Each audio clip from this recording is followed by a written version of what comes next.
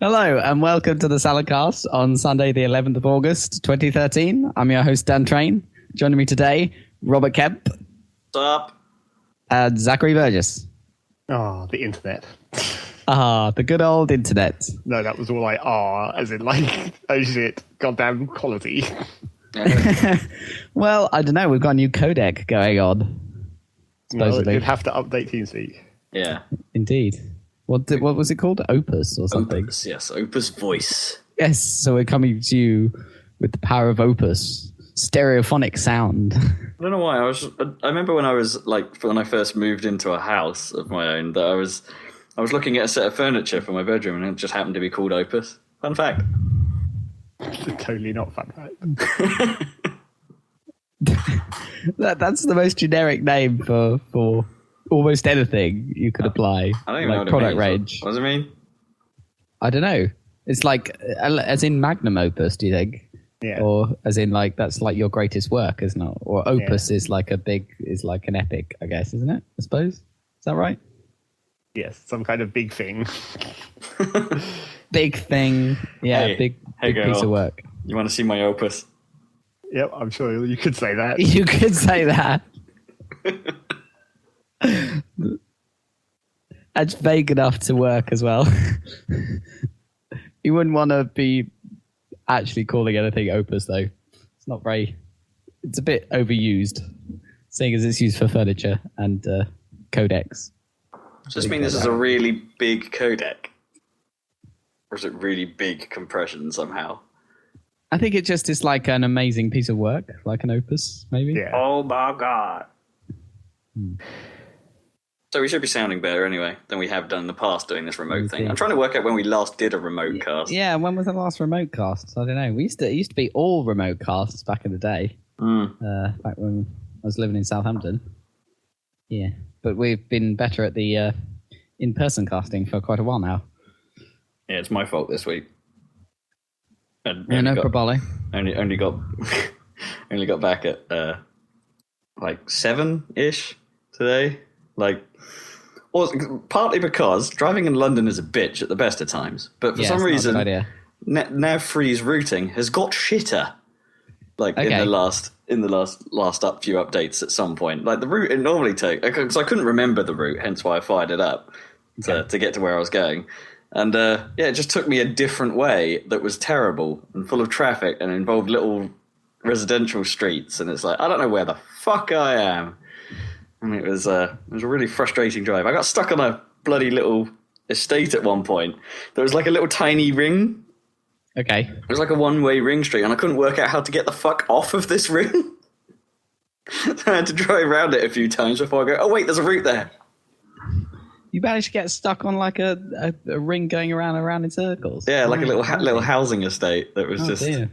That doesn't sound like trying to get you out of the city, does it, really? No. Well, the route it then tried to take me to get me out of that estate was then a road I couldn't go down. Oh, great. And it's like, oh, that was fun. Fucking sat-navs. So, sat-nav fail. It's the first time I've ever really had a big problem with sat-nav. Right. Like, every other time it's been great, but this time it was just... And then like, on the drive back, Noma was getting out Apple Maps and Google Maps to see what they thought, and they all thought completely different things. Yeah. All three of them were providing weird and wonderful results. Completely disagreeing with each other. Yeah.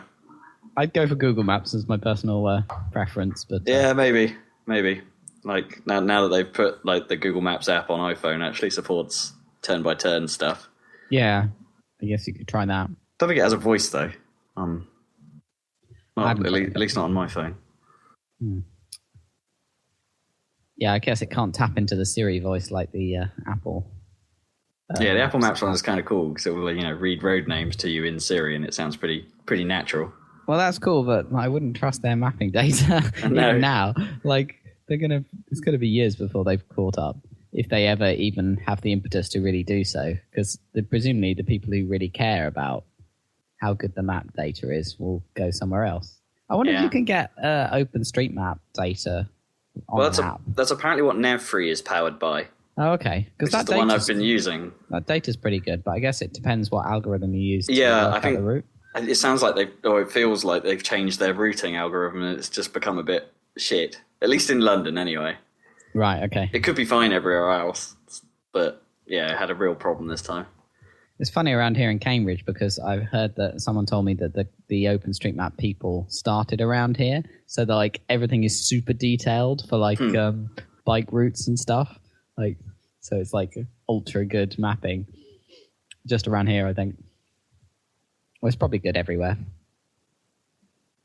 It's quite good that project exists as well. I'm pretty sure there's a fly like just buzzing around my feet. Oh, that's awkward. Get off. A foot fly. Get the fuck off my leg. What the fuck is that? It's like a green fly, but like a big old or blue bottle thing, but it's green. Get the fuck off my leg. It's the kind that would always sit on Zach's green fence. Oh yeah, the green gate. Green fly. Gate fly. Gate fly. The camo fly. Is it still there?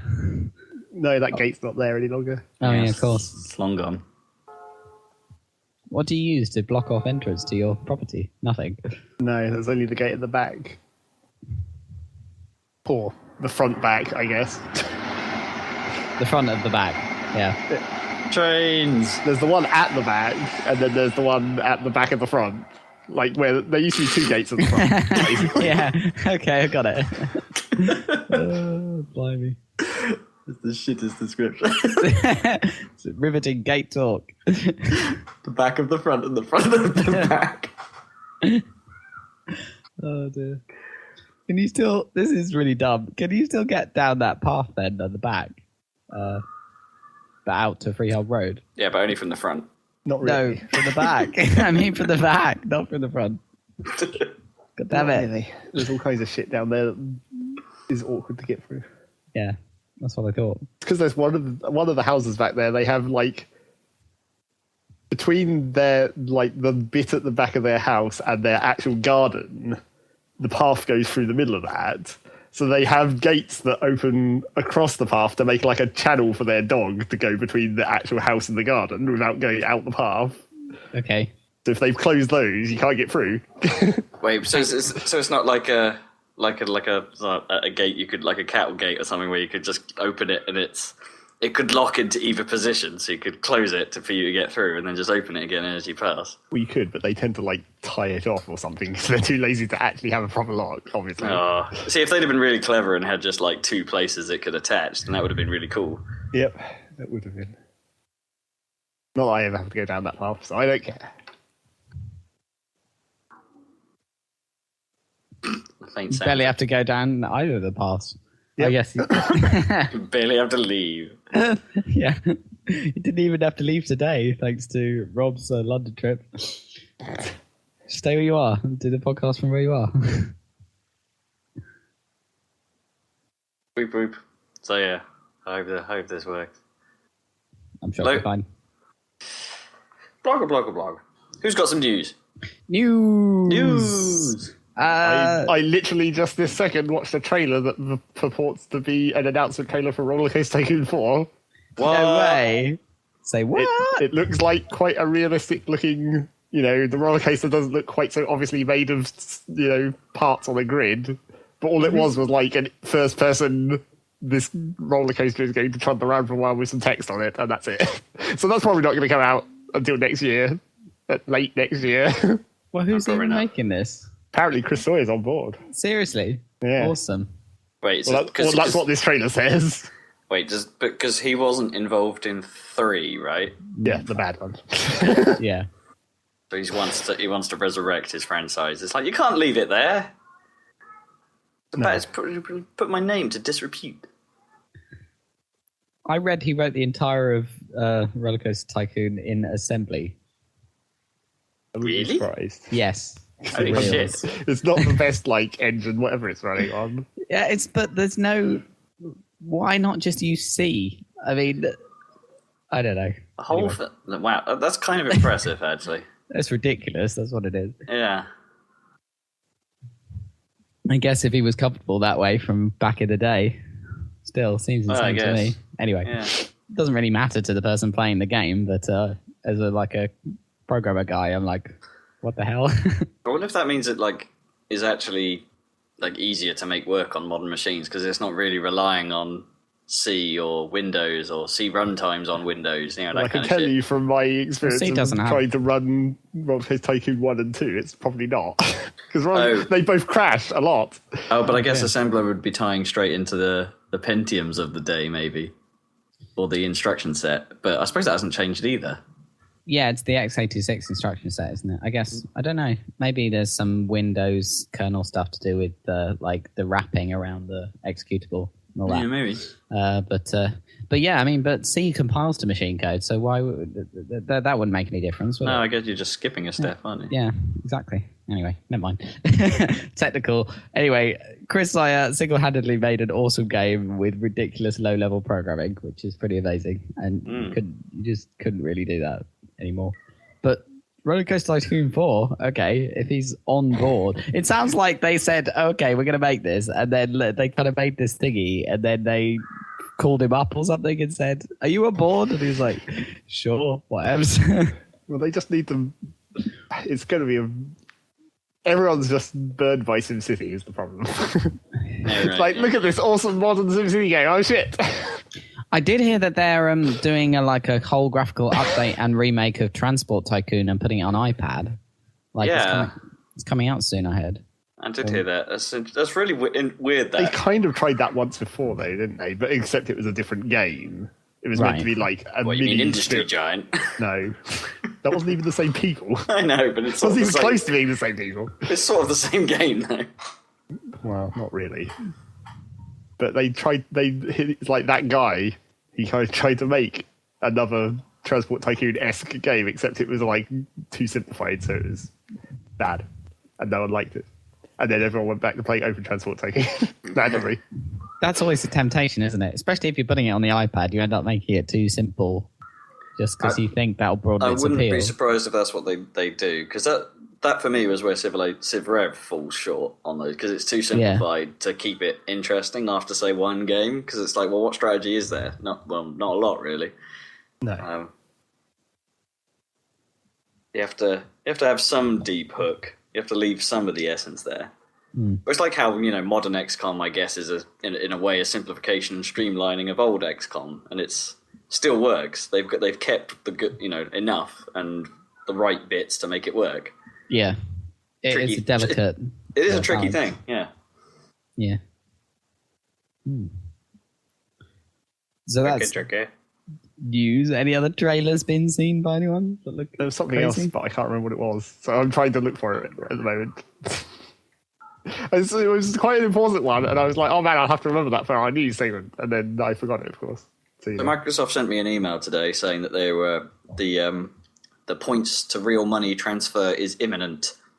Oh, right, okay. That's going to happen, and all that will be rolled out in the next Xbox update. But what is that? Do you have to choose which you want to keep in case you want to spend it on 360 stuff? No. The whole system is moving over, so 360 will go to real money. Oh, okay. It's not just for the Xbox One. The whole thing is moving. Oh, I see. That's cool.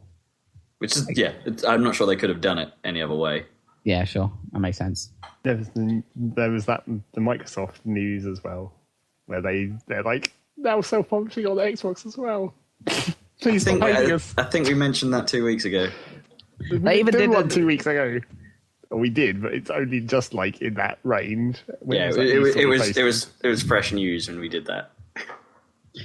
They did another pointless mini U-turn. I don't know why, but now that you get a headset in the box. Oh, well, I don't know if that was a U-turn. I just don't think we'd ever heard what was in the box. No, they were saying you had to buy it separately. Yeah, they did say that. Yeah, now they've said no because they did an unboxing video with Major Nelson which was dumb. But they did also say, which was kind of cool, that they will make an adapter so you can plug the Xbox 360 headset into the Xbox One. Which you'll have to buy. It'll probably be. You'll still have to buy it, yeah, and it'll still be quite expensive, I reckon. But at least that means you don't necessarily have to go buy a whole new headset to. Because I've got two hanging about for some reason, so it's. Yeah, I mean, at least with at least I made my old original Xbox headsets last for a while by using them with 360 because they just happened to plug in before they all broke. But and they were terrible anyway. They were pretty bad. That little bit of plastic that held the earpiece I wasn't talking about the design. I was talking about the quality. Oh well, yeah. Well, that was part of the reason why they dropped the original Xbox Live. Apparently, was so they could roll out a higher quality codec for speech, which I'm not sure ever happened. It still sounds pretty arse. Well, I hope it gets better now. It's powered by Skype and all that crap. Well, yeah, that's the thing. Will it be powered by Skype, or will they stick to this whatever codec they're using now because it's crazy low bandwidth? Because it's low quality. Yeah, well, you can improve the codec and keep the bandwidth crap, can't you? I mean, it won't sound amazing, but it'll be better. Yeah, I wonder if they'll make the assumption that broadband has improved enough where they can just push the codec a little. Or maybe it should be something you opt in. You can opt in to being a better quality. Yeah. But then I suppose they need servers to act as the middlemen to manage who gets what audio. Not really how Xbox Live worked. Oh, well, we'll see. See what they come up with. Well, you never know. It might change with the cloud. Because, when you're using Skype, everything's going through a middleman server somewhere. It is these days. It didn't used to. I've just remembered what that news was. So we've got more news coming up. We padded enough for you. Come on, bring it. Yeah. Let's hear it. Sorry, I'm drinking my tea. What? Let's hear it. This just in. News. One moment. Well, I assumed you were going to pad slightly more there. Incorrect assumption there. News is that, Titanfall is definitely coming to PC because it's on Origin. Oh, no. I suppose that was bound to happen, Wait, no, because... Yeah, Titanfall is attached to EA, isn't it? Well, apparently. Yeah. Fuck. No, I think we knew it was attached to EA, but yeah, it makes sense that it's... But also, the prices are fucking nuts. I mean, obviously it's Origin, which is a complete rip-off. It's basically the giant rip-off store. Yeah. But it's the PC version is 35 quid, so that's fine, I guess. It's okay, yeah. That works out. The Xbox 360 version, 45 quid. That's also normal, I guess. Yeah, fairly. So. And then the Xbox One version, 55 quid. Okay, that's a rip. Although apparently... Wait, is this the price that EA have announced? Well, it's on the Origin store, so I guess so. Really? The Origin store is listing Xbox One pricing? Yeah, and on Battlefield 4 it's 55 quid as well. Oh, so shit. That seems to be what it might become the standard, or EA standard. Shit, no, they shouldn't do that. That's a real bad move. Because, all the prices that have been announced for Xbox One, Amazon has had the prices listed at 55 for a while. Or 50, I think it might be, for Xbox One games. But in Amazon's case, it's just guessing. Yeah, exactly. No one knows. Microsoft haven't announced what the RRP should be. On Origin, it's an actual store. I guess I'm going to log into Origin now and see whether you can actually somehow pre-order an Xbox One game through Origin. Because I'm not sure what would even happen. Would they post it to you? I suppose, the key, I guess, even with the PC game, will be if you're on Origins to do what the normal is, just, wait for a bit and buy a disc. Well, yeah. Never buy anything actually on Origin. I mean, come on. when you can help it, just buy a retail copy. That's what we did with Battlefield. At least we've proved that there is going to be a PC version, and it is going to be the cheapest of the versions, I guess. Even cheaper than the 360 version. Yeah. And it's coming out at approximately the same time as the actual game, because there doesn't seem to be any distinction of release dates. So it seems like it's probably all going to come out at approximately the same time, maybe a month or whatever. I sincerely PC delay. I sincerely hope that EA, I know they're the money grabbing assholes of gaming. The world. Yeah. It's by that survey, I guess the world. But I severely hope that they're going to see when Microsoft announced the RRP properly that they're wrong. Because everything is pointing towards, it's a dumb move to go that high, because Sony have already come out and said, yeah, we expect games to be the normal $60 price point or whatever. And so it would be dumb for Microsoft to say, oh, yeah, well, our games are going to be $80 or whatever the increase is. And oh, well, I've just added it to my shopping cart in Origin, and it has a shipping method, so I guess it is just sending you a physical box copy for 55 quid. Fuck. Maybe they're just trying to capitalize on pre-orders, where people are oh my god, I want this! That's risky as well, because, I mean, if you're talking about Amazon, they have their, if the price goes down, then you will adjust your order. And you won't. But I can't see that happening with Origin, because EA are bastards. That's true. I actually got a real confusing email from Amazon the other day regarding my my Xbox pre-order that basically said, yeah, we don't know how this is going to be delivered yet. Sorry for mucking up. And it's like, wait, but no one knows how it's going to be delivered yet. It was like some automated message, I guess, that was like, well, we haven't told you what's happening with this for a while. Okay. Right. So they just sent me a message saying, sorry about that. Oh, FIFA 14 is registered as 55 quid on Xbox One. But what's the PS4 version? 55 quid on PS4 as well. So this obviously is EA just making shit up. So. I wonder what the US prices are. Can we see the US? Oh, hang on. No, I don't think I can switch Origin into foreign mode. Unless I'd probably have to disconnect my internet and fuck around with proxies or some shit. Yeah, I don't think that's worth it. Probably find that out without too much trouble. With just a web browser. Something on my Origin account is updating. I should probably stop that so I don't fuck up my bandwidth. While I'm recording a voice thing. Right. So that's the Origin news. Titanfall, I guess. I saw some people playing FIFA the other day. I haven't seen FIFA for some number of years. Since 98. Yeah, I probably haven't seen it approximately. Since Road to the World Cup 98, not even the actual World Cup game. I about to say, I don't know many people that play sports games, but when I see a modern sports game running in action, I can't help but be really impressed. It looks freaking awesome. When it's not freaking out, of course. I mean, I was watching two guys playing. It was actually entertaining to watch, almost like watching football. It was crazy. Yeah, FIFA I find looks more realistic, but people, the people I know that do play them say that Pro Evolution is more of a game, if you see what I mean. As in the way you play it feels more skillful if you're playing PES well than if you're playing FIFA well. Right. I heard that this year is PES year. Yeah. Well, I tried it. I tried playing last year's PES. He took me through the training routines. It's fucking hard.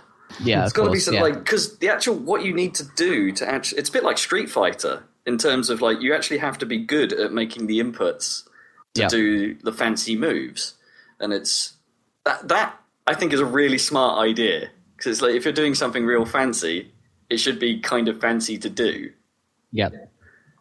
But the main basics of FIFA 98 style football are still all there, and you still can do those real simply. But if you want to play a sneaky through ball or do a little fake or something, then there's real fancy little flicks you can do to do that, and I think that's really cool. It's I'm never going to play those games, but for those that do, that must be a really awesome thing to try and pick up and learn. And the online stuff is fascinating as well, like the way they do a sort of a ladder system, a bit like how Halo has those league things where you sort of play for a while and then you get allocated to a league, and then that league lasts a few weeks or something, and you can go up and down in the rankings within that league. Right. And then there's potential for you to be added to some kind of ultimate championship, I guess, at the end of that league if you do really well. There's some weird thing, so it's like an ongoing set of tournaments. They have that in PES as well, so it's kind of interesting. You have ladder matches against people, and you can if you beat someone a long way up the list from you, then you jump a lot further up the ladder than you would if you beat a low ranking player. That kind of stuff. It's cool. It's really smart. It's well implemented from what I saw as well. So but as I said, it's all this is I think I was blown away by it because it's something I've just not invested in for a very long time. You just haven't seen for so long. It's incrementally improved, but if you skip 10 years, then it's whoa. Yeah. It's like that new console thing that that people used to talk about. Used to be a big deal. A new console, you'd blow your mind, and it's this is a complete separation for me. It's just seeing it. It's wow, they've actually come a long way, despite the yearly shit that we've been put through. It's things have actually been progressing. You just don't notice from game to game, do you? No, it's crazy. So yeah, actual kudos to how far you've come, even if I don't necessarily agree with the annual process. But they're going to do it if it works. It sort of makes sense for sports games is the problem, doesn't it? Because it's following the seasons. Well, I guess. I don't know. I mean, I don't think it's to anyone's real big detriment compared to trying to force shooters into. Well, it's with the football, they could theoretically have just been if they'd just done only World Cup games instead of then it's like every few years, and then it's okay. Then everyone is less pissed off by your yearly releases. I've forgotten where the last World Cup was held. Where was it held? South Africa. Yeah. I don't even remember. How can you not remember Vuvuzela Land? Oh yeah, I do remember now. I do remember now. Okay, I got it. So where's the next one? Oh, Brazil, right? Yeah. Because they're spending all their money on stadiums instead of like healthcare. Yeah. So is it just going to be like instead of vuvuzelas, are we going to be treated to constant samba? Probably. That would be awesome, in fairness. Haven't they got the Olympics as well? Like 2 years later in Rio. Yeah, I think so. Yeah, you're right. Oh, damn, they're doing well. Well, the construction industry is doing well, I guess. Well, I mean, they just want excuses to not care for their people. I don't know. So anyway, I don't know. Yeah, more theoretical news related to Origin that is not really news, but is related to something that I haven't been playing, and therefore comes in the news section. The next patch for SimCity is coming, and it's going to at least sort of half fix the goddamn traffic. Where it's like, now when the traffic spawns, it has a destination from the start, so it doesn't just like drive to every goddamn building. Oh my god! In like 5 years' time, they're going to fix this game. Wait. So if they actually implemented what we suggested, sort of, it doesn't quite go all the way because it's still. Like individual Sims still don't live in a place. It's just that at the moment that it creates the car, it assigns its destination rather than just having it look for destinations as it drives along.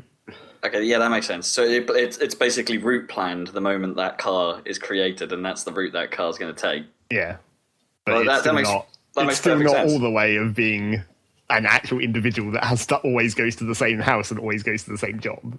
Yeah, it's getting closer though. Yep, gradually. This is patch 7, I think. You know what? I'm somewhat impressed by the fact that they're at least trying to fix the game. It's going to be a long time because the flaws of the original are so inherent that it's going to be a difficult thing to change. Yeah. But I'm somewhat impressed that they've stuck with it for the 4 months that it's been. 5 months now, almost, isn't it? But there's still the big question hanging of like when they do the actual real DLC rather than all these shitty ones they've been putting out. How much of the stuff that everyone wants will they shove in there to piss everyone off? Right, like big cities, like big maps, yeah. Offline mode. Yeah, exactly. I don't reckon they can double back on offline mode. It would just be too like bad PR. Well, I don't know. Microsoft did pretty well with the U-turns. Yeah, but that was like an instant U-turn, almost. Compared to this, anyway. It's not been like 4 goddamn months. Like, yeah, I guess. That's true. People would be less pissed off after 4 months. Yeah, that's what I would have thought. I was like, at this point, I think people would just enjoy the fact that it exists at all. They wouldn't remember the original controversy as much. Yeah, maybe. They fixed it now. It wouldn't be so bad. Well, yeah, maybe, but is its current state still bad? Yeah. Yes. Yeah. So it's just well, the trouble is, like, if the online elements of SimCity have always worked really badly, and they still haven't managed to fix that, and it's like offline. If you just made offline mode, that would actually always be less work because then you wouldn't have to worry about the shitty online bit because everyone would play it offline. Do you reckon they've got to the point where, as you say, people aren't shouting about it so much, so they think maybe, okay, we've got away with it now, we can just do what we sort of plan to do, what we kind of want to do, as opposed to what perhaps we should do. So then the next SimCity comes around, maybe, like several years from now, potentially, and they just go, and no one buys it, because it's like, yeah, you said all that before, you bitches. Well, it's like every one of these blog posts about like the patches and the blog posts they put up in between the patches where it's like, let's talk about trade and how trade cities work and stuff. All the comments are inevitably just like, bigger maps, where's the fucking Mac version? They said there was going to be a Mac version and that still isn't out, so you know. Do they ever talk about something on those blogs about something that just doesn't work? And then like the comment thread is just like, what are you talking about? This is broken. There was one thing, I don't remember what it was, but there was one thing where I read it and it was like, That's not really how that system actually works if you play the game, Mr. Development Man. You seem to be idealising that a bit. Like it's been edited, maybe. And in the next patch, they're also making it so the freight that industry produces actually matters. Like, it doesn't just vanish into nothingness like it used to.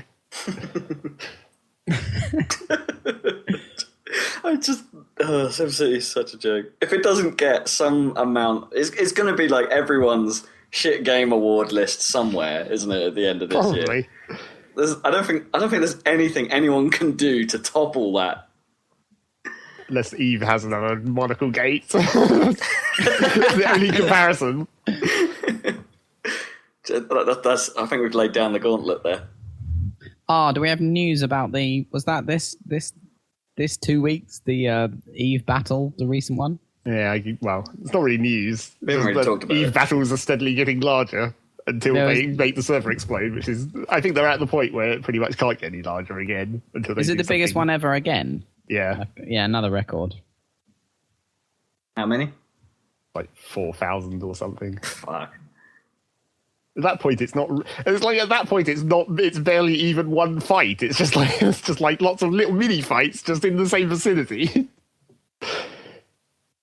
Because I can't imagine you can have much of an overarching strategy when you've got 2,000 people. Because it's like normally in the E-fleets, it's like you all target one guy and then he dies instantly, and then you move on to the next guy. But when you've got like 2,000 people, half the people wouldn't even finish locking him before he died. Mm. I heard they kind of tricked them, right? Or well, it was standard E practice. Never fight fair. Yeah, but the Goon Swarm, I guess, won quite badly. I guess is that what happened? I guess. Maybe. Was it something awful versus Reddit?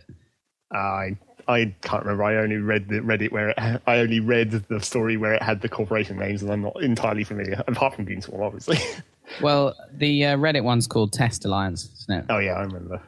I can't remember whether that was them or whether it was the other big fight that was them. Presumably from Test Alliance, please ignore, I guess. Yep, that's what it says in the game. Right, okay, that makes sense. Because that's the highest upvoted posted Reddit history is test close, please ignore. The cloud rate. Everyone loves it. There was a hilarious please don't upvote this style post in the past couple of weeks on Reddit. One was please don't upvote this. How do I uninstall this mod for Skyrim called Schlogs of Skyrim? That was quite funny.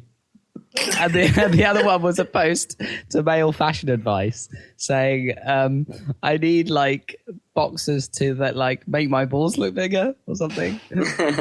Classy. Which is quite weird. So they both got shot straight to the top, obviously. How about socks? Well, he said short of stuffing them. Does it count would it count as stuffing them if you like sewed them onto the inside of the boxes so they weren't like loose? They were part of the actual. Ow, that sounds painful. Not your balls. What were you saying then? No, like sew a sock or something. Oh, I see. Padding directly into the underwear. Isn't it a bit like wouldn't it be a bit like a padded bra or something? Like you just get like a somewhat cushiony pair of boxers. Yeah, I guess. With NAD suspension. It was quite funny post. Who would ask that, honestly? That's the thing. It's the internet, man. Everyone asks everything. And then it gets answered. Because that's what people do on the internet. They answer each other's questions because they're all looking to help. Terribly, normally. We're such a friendly community. I don't know. Stack Overflow was down for like 5 minutes the other day. I was like, well, I can't do any work. Yeah. Anyway. News! John Carmack has joined Oculus Rift, full apparently. time. Really? Full time. Wait, so does this mean he's left He's due to get hit by a car. Lol. Technically, he hasn't left id, apparently. But it sounds like Not yet. It says that he tweeted that his priority is Oculus, then id, then Armadillo Aerospace, which apparently he's like completely backburnered. So yeah, pretty much. Well, I wonder if his work put id on the new, was it the Doom 4 engine? Yeah, it's probably done by this point. Yeah. Might be. So I guess that might be one reason. Also, he seems like he's been doing it for so long that, making these game engines practically single-handed, that probably wants to get in on something slightly different. Yeah. And he was always super into the Oculus stuff. I was about to say, if anyone's going to make Oculus work the best that it possibly can, it's going to be him. Tarmac. Yeah, so it's good news, I think, from my point of view anyway. I'm more excited about Oculus than Doom 4, personally. Yeah. Especially if Doom 4 ends up being an Oculus game, like, designed for Oculus. I think it's probably too late for that. If it's got to the point that he's not working on Doom 4 so much any longer, that means the engine's basically done. It'd probably be a real hassle to do any specific retooling for. Well, but I mean, like things like, because you presumably, if you're making games for Rift, then you have to. What do you call it? Is Oculus the company and Rift the product? Yeah, so you're making games for Rift, I guess. So if you're making games for that, presumably there's a lot of design needed to get that right, not just. I presume so. I don't know what it takes to make it really tailored. I guess it's similar to the stuff you have to do for 3D anyway, like all the shadow stuff that goes wrong on your display when you're doing dirt or whatever, because they haven't done it right. Yeah. I mean, that would really screw you up if you're wearing a VR headset. But, yeah. I mean, they've done it. We're doing it for TF2 anyway. Apparently that works okay. And that's quite an old game. Yeah, apparently like the pixel density of the Rift makes it look a bit like garbage. So it's not really somewhere you can really effectively play. No, that is the trouble. It's the fact that the pixel density right in the middle of your field of view is relatively low. Yeah. Yeah, not until those like HD variants come out. Well, they aren't production models yet anyway, so... No. I mean, they'll probably be HD 720p by the time they're production models anyway, but even that might not be good enough. So. Depending on your point of view. Yeah, be that at least. But it's super cool. Super cool. Until you throw up. Hey, guess who's in Smash Brothers? Luigi. Who's in Smash Brothers? Yeah, motherfucking Luigi. No surprises. I don't even know why I ended up seeing that announcement somewhere, and I was like, why are you posting this? This is not at all news. This is just another one of their character announcements. Well, this is what Ninty does with Smash Bros, though, isn't it? They eke out the roster over the... Yeah, but you say they do that with Smash Bros. Like the one other time they did that out of the free games. Well, I guess, yeah, they tried to keep Melee completely under wraps until it came out, but with the last one, they were just like, well, we're going to slowly release information about it. But it doesn't count if it's just one of the old characters again. That's not news. Well, it's kind of is, because we know that they're cutting the roster, right? So each one that's still in. But then, like, you won't, unless they make some kind of specific announcement, you won't know when they've finished announcing the old characters. Yeah, I reckon they're going to try and... They're cutting the roster because I think they're going to experiment with DLC. Really? DLC characters? No way. No, I think they might. I don't think Nintendo can handle that. It's like they can barely handle DLC to start with, let alone having to manage like potential online interaction between people with different DLCs. Exactly. I'm not saying. Well, yeah, it depends how much they're going to be doubling down on online, because it's not something they've really got right ever before. Well, what about even crossplay if they do like online between DSs and Wii's? I don't expect they will. Oh, I don't think they'll do that. I don't think they're doing that. They said they wouldn't do that. I think. No. But the DS presumably will have online, because otherwise what the fuck are you playing Smash Bros. On the DS for? Yeah, not for multiplayer somehow. I think they've got different arenas and everything, haven't they? Well, it's a different art style, at least. Supposedly some exclusive levels for each console, but I don't know if there'll be like how many there'll be that are just... Presumably there'll be some limitations on 3DS as to what it can actually handle. Like, when you get some of the cleverer designs for stages, perhaps the Wii U's the place for those. Maybe. Either way, it'll be interesting because, the problem is that Ninty doesn't have much of a track record with doing any of the things that are considered normal in the genre, other than just releasing the game. But they don't want to be normal in the genre. That was the whole thing where they had that fight about like tripping and everything, where it's like, we don't want this to be a fighting game community game because we don't like that. We want it to be fun. We don't want it to be serious. Which I kind of agree with, if I'm honest. Yeah, but... sure. Well, yeah. So they don't have to abide by whatever you think of as a fighting game and its DLC. Still going to make me buy a Wii U, though. It's the unfortunate truth. It's like, as much as that thing is faltering. Are you going to get a Wii U before you get a PS4? Depends. Probably. Depends if there's going to be another. Because supposedly, I can't remember where I read this, that there's again, it's been rumored that there's going to be a permanent price drop on Wii U coming soon. Yeah, they're just not selling very many. No, they're not. And the weird thing is that I don't think Ninty, Ninty stuff always works on its quality of its first party content. But I think Ninty saw the sales figures and have been like, well, the DS is doing well. Let's focus our efforts there. But they haven't put out anything like. Well, no, there's the new Mario and Luigi game. Well, yeah, but that's my point. Is that perhaps they saw it way too early, and then just Pikmin 3 perhaps was the big thing that they had in the works, and then the initial launch things were bad, they just didn't start a new project. Yeah, but then you can't say that they look at the sale figures for the Wii U and go like, well, that's not selling because apparently people don't like our stuff any longer. It's like, no, you just didn't put out anything on it, for God's sake. I know, but these are business people. Business people make weird assumptions I think very frequently. And probably the least businessy of the various entertainment companies. They probably have the most market knowledge. I don't know. There must come a point where something is driven by the bottom line. And it's, I wonder what that view is for Nintendo. They've still got piles of cash left over from the Wii generation, though. Oh yeah, no, they're not in trouble. Not by any way. They'll be around for a while. It's going to take probably another 3 or 4 console failures for that to happen. Yeah, true. It's like Microsoft. Apparently, I can't remember the figures, but they have some ridiculous operating. They just have piles of cash. The Apple are a lot bigger than them now in terms of stock market valuation, it sounds weird, doesn't it, to think about it? But they are.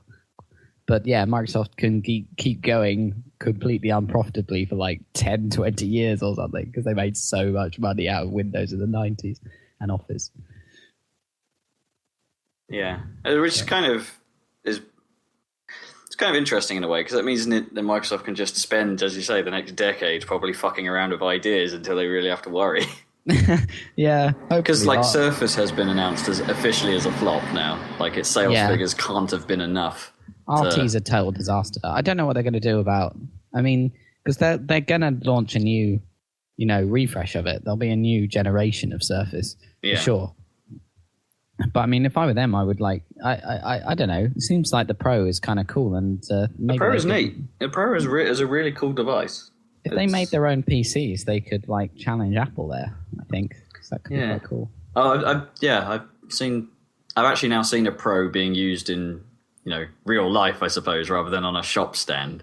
Yeah, and it is a really cool thing. Actually, it's surprising because I had to look at it quite carefully to sort of tell the difference between it and an RT at first. Yeah, it is definitely heavier, but it's nice. Yeah, as I say, it took me a little while to sort of differentiate it though at a distance. It's it still looks cool. Yeah, and the screen is better quality, and cats are fighting. And... yeah. Bleh. So anyway, they can afford to fuck around. They can afford to make giant PR disasters at E3. Well, maybe. Maybe. Yeah. It'll all be fine. It'll work out fine. Oh, fucking Luigi. So in other news... Just more news than Luigi existing, yeah. Yeah. Just in case you guys... this may be disappointing to Zach. I don't know how excited you were. I royally fucked up on my dates. Okay. The UK Pinball Party was this weekend. And I was double booked. I was trying to organise. I was literally thinking about that this afternoon. I was as well, but I was like, I'm not sure I can stand going to that again. So no, I was thinking, I've got away with it this year. It was fun, though. It's awesome. Fun. I don't think you need to go to that every year, because it's like nothing's really going to change. No, probably not. Well, they did have, like, Highway Pinball, which is Britain's new pinball developer, showing off their new stuff, which could have been interesting. Well, you know.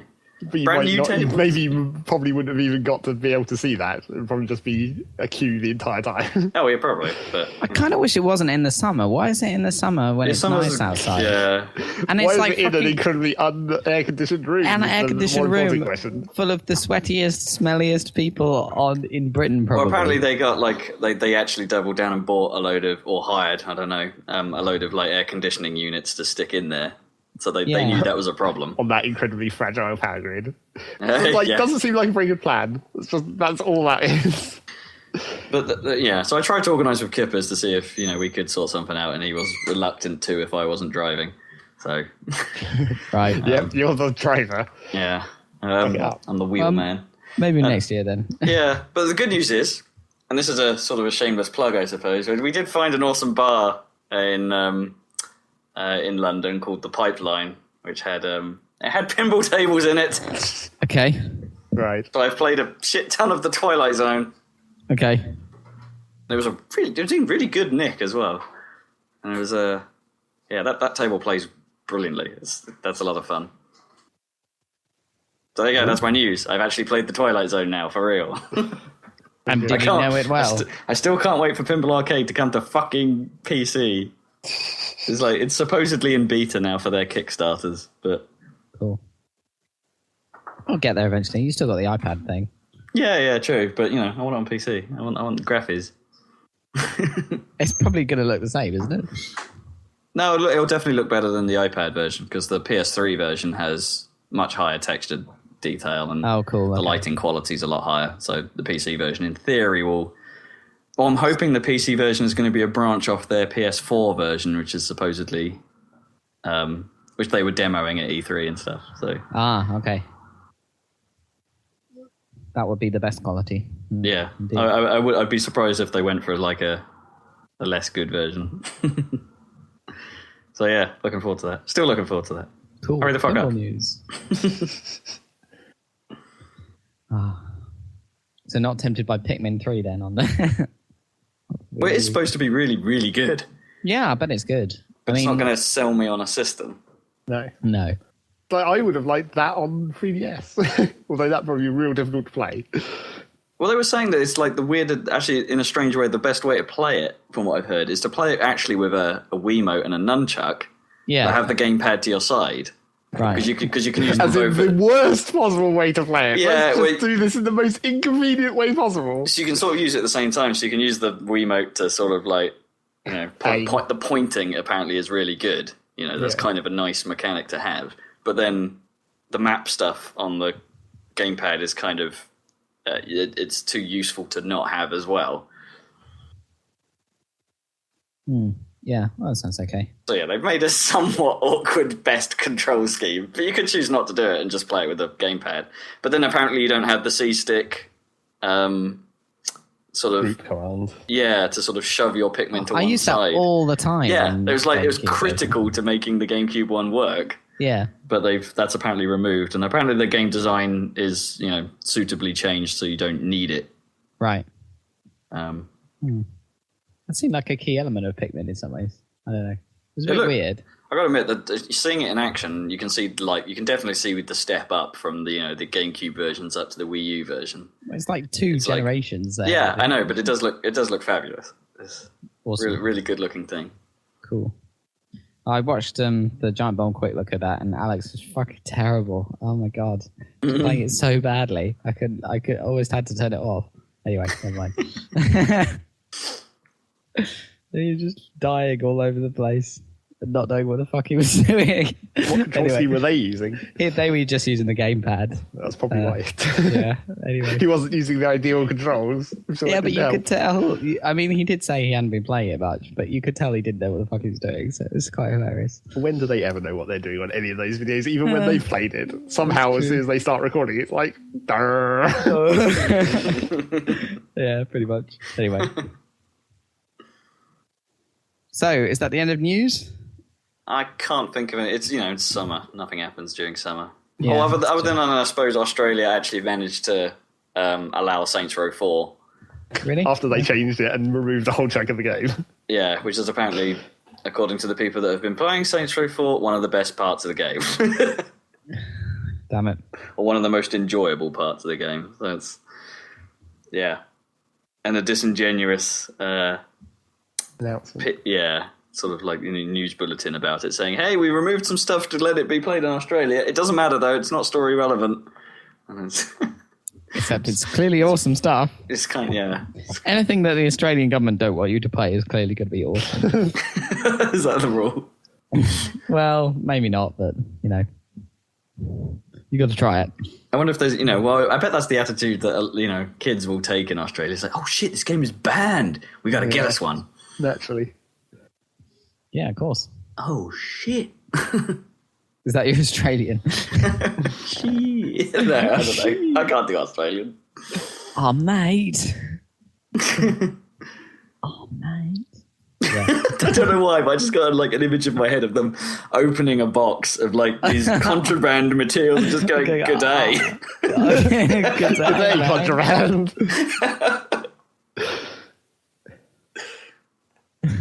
You call that Saints Row? This is Saints Row. Saints Row. Yeah. Anyway. Good day. Right. That is the end of news. Okay. What should we be playing? Zachary Burgess. I played a load of stuff, but not very much of anything. It's been another one of those really annoying weeks where I've been incredibly unenthused about playing anything for long periods of time, which meant I haven't played anything actually interesting because I keep falling back on short games like Team Fortress or whatever. Okay.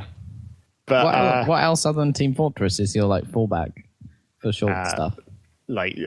Just jumping into Guild Wars for a little while, or right, okay, doing your daily Animal Crossing. Yeah, doing the Animal Crossing daily, listening to podcasts while doing stuff like that kind of dumb thing. But I did chundering around in Eve at all. A little bit. I did one mission yesterday, puking my way across the universe. I did do one mission yesterday and fucked around with all my market orders and the usual shit that you do in Eve. As you do. It's trundle, that's the word. Yeah. Chandering around. Love it. I love it if you could, if that was something you could be renowned for. The Eve universe. Oh, it's the Chunderer. He's coming here and he's going to shit some stuff out. That's the wrong end. Yeah. Well, maybe you have both ends. I don't think it's chundering. Involved. It's really not. You could be the random gift person, I guess. You just fly around dropping random crates full of stuff. Yeah, then you're literally chundering around, I suppose. In terms of the game universe. Speaking of chundering around in space, one of the things I played some significantly larger amount of time of was Kerbal. Oh, yeah? I'm finally executing my plan of land on everything. Land on everything, everybody? Yeah, put a probe on every planet and moon. To do what? Sit there and Well, to get readings. Oh, okay. Turn on the temperature sensor and see how warm it is, completely pointlessly. Are there any planets that are too hot to actually... Well, the Mercury equivalent, apparently your engines overheat quite... a lot easier if you're trying to land on that. I didn't see that though because the ship I was flying, the engines were small enough that they weren't overheating, so it was okay. So I eventually managed that. It was fairly ridiculous. Well, the first thing I had to do was I had to try and work out some goddamn orbital mechanics, because I was like, if I want to use the moon as a slingshot to like gravity assist it and all that, which direction do I actually have to fire myself at the moon? Which direction does the moon have to be in relative to the planet and the direction of the orbit to actually get me bonus speed or less speed? So I had to like launch some experimental probes to be like, if it's in front of the planet, then you catch up, and then it goes the other way, and then you slow down, and then your orbit is less, and all this stuff. And then, of course, you have to actually make a probe that will have enough fuel to do all this stuff. Because surprisingly, I thought that like going to the Jupiter equivalent was going to be the hardest, even though I'd already done that before once. And I was like, how did I do that before? Because that seems really difficult now. Whereas I thought that going to like the Mercury equivalent would be easy. But in reality, it's basically the same. It's just like the Mercury equivalent is about the same amount of thrust just slowing down rather than speeding up. Right, same delta V, yeah. Yeah, because it's just like its orbit is so close to the sun, you have to brake a lot. So I managed to pull that off eventually. I did have like the first attempt ran out of fuel, so I was just like, well, now it's an impactor. Plat. Just crash it into the thing. Okay. Although I also discovered that apparently that Mercury planet doesn't have a limit on because you know how normally it limits the time warp dependent on your altitude. Right. Yeah. So like when you're at Kerbin, you can't time warp very fast when you're below like 200,000 meters or whatever. Yeah. Well, apparently the Mercury equivalent doesn't have that, so I time warped and went straight through it. Because when you're in time warp, it doesn't register the physics collision with the planet. Oh, brilliant. So you survived that by time walking through the planet. Yeah, and then like I because I was just time warping to like it was just going to run into it. I basically stopped and was dropping vertically downwards. I was like, "This is the impactor." Time warped, went straight through it, and then when I untime warped, I was going upwards again. I was like, "Well, okay then. I guess I'll let it do another orbit, such as it is, and crash into it again." Yeah, I did that, and then I eventually landed on it. Although the probe that I landed on it, apparently the landing. Don't use the medium-sized landing legs if you're going to land on anything other than flat terrain, because they freak out really badly if you're on a slope. Okay. So like you want to just use the standard ones, or well, the big ones or the tiny ones? It's a bit of a bad choice, really, because you either have to have the huge ones which weigh a ton, or the tiny ones which just break. Right. But the medium ones are just—I don't know what it is about them. It's like how they're attached. It just doesn't seem very stable. Because like I landed on this relatively steep slope and it was fine, but then when I went back to look at that probe after I was doing some other stuff and it reloaded into the game, it just like it wasn't even like it just clipped through the ground and then reset itself or whatever. It was like the legs had actually got themselves tangled up in physics somehow, so that they weren't just like out of position and then they sprang back, but they constantly sprang out of position every time it hit the ground. So it like jiggled a bit and then it like sprang into the air and then did crazy backflips, and then every time it hit the floor it managed to pick up even more speed from the crazy springing legs. So it was like, yeah, maybe don't use those landing legs again. Okay, bear that one in mind. Physics. I don't remember those. Are they new, or no? The medium ones. One part. Okay. One of the medium ones and the larger ones are older than the small ones. Okay. But yeah, the small ones they're new. Yeah, the small one, like the little weird probe legs, I guess they are. But yeah, so I landed on Mercury equivalent. I landed on the Venus equivalent and its moon. I landed on the Mars equivalent and its moon. And that was as far as I got. I haven't done the asteroid belt, asteroid, or any of the Jupiter stuff again, or the Pluto equivalent.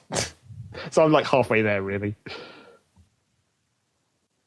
Halfway through your tour of all the planets. Yep, and also because I don't bother like actually looking up launch windows or anything, which would probably make this a lot easier. I'm just like launch now and then just time warp until I can get an intercept, regardless of how much fuel it takes, and just hope I have enough fuel. I don't try and like exploit it where it's like, now the planets are closest together, so that I won't have to burn as much.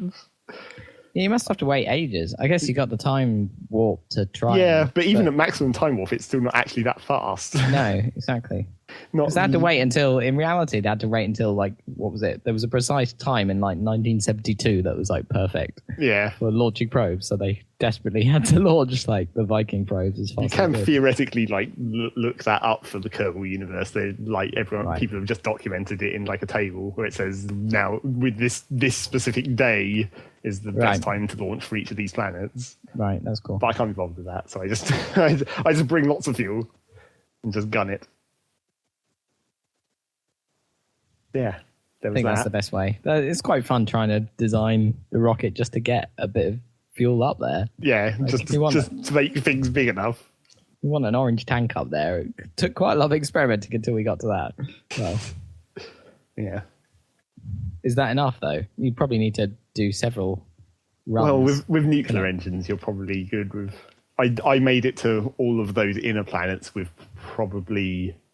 I think exactly an orange tank and nuclear engines. Right. Although it wasn't in an orange tank, it was like one of the grey ones and then 4 of the medium-sized ones. Yeah. Adds up to the same. Yep. So yeah, there was that. Plenty of that. That was probably the thing I played for the most amount of time this week, I guess. It's very time-consuming, Kerbal Space Program. Yeah, that is the problem. It takes a long time to do things, even when it doesn't seem like it should. It's like, oh, this engine burn is 5 minutes. That seems really long. But then you're not considering the other, 20 minutes when you're actually just watching things go to where they're going. Yeah.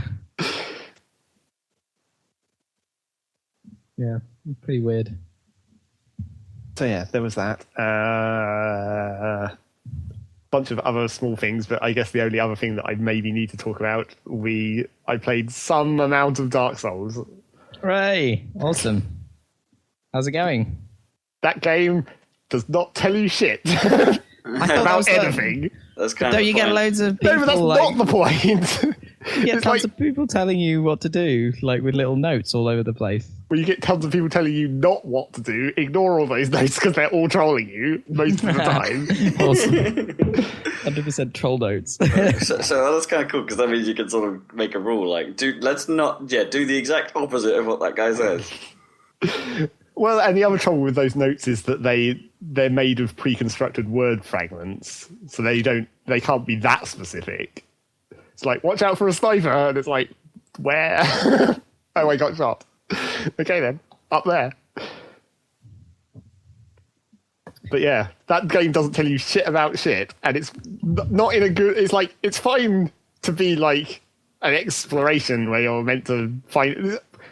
Because it drops you into the world after you've done the tutorial bit. It drops you into the world, and it's just just go.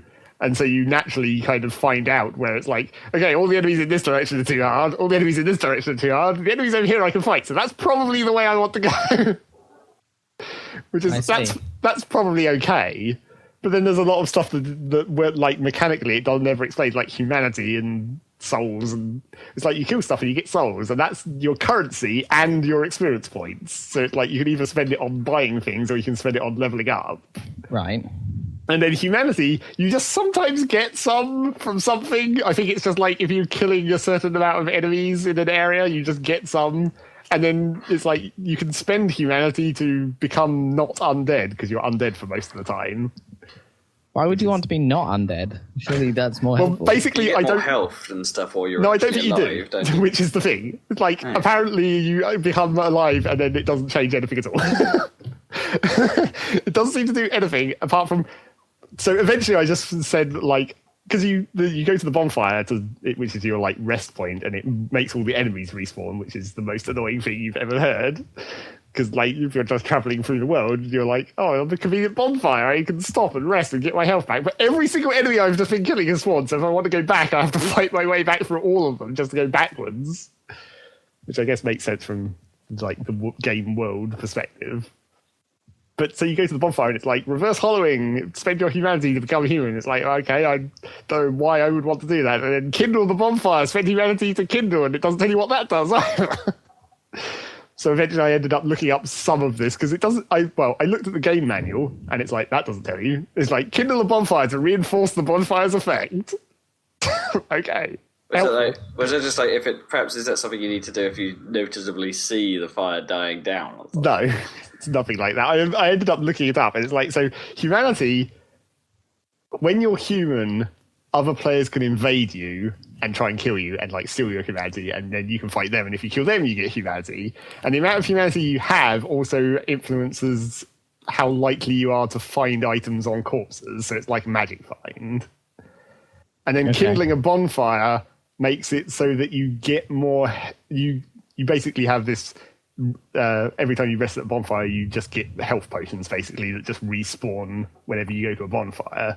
And apparently kindling a bonfire by using more of your humanity, when it says reinforce the bonfire's effect, that means you get more health potions on that specific bonfire. Right. And then I'm not quite sure what the disadvantage to not being human is, because as far as I can tell, the humanity magic drop effect still works when you're undead. So it's like, if you don't want to be invaded by people trying to grief you, then don't be human, I guess. What?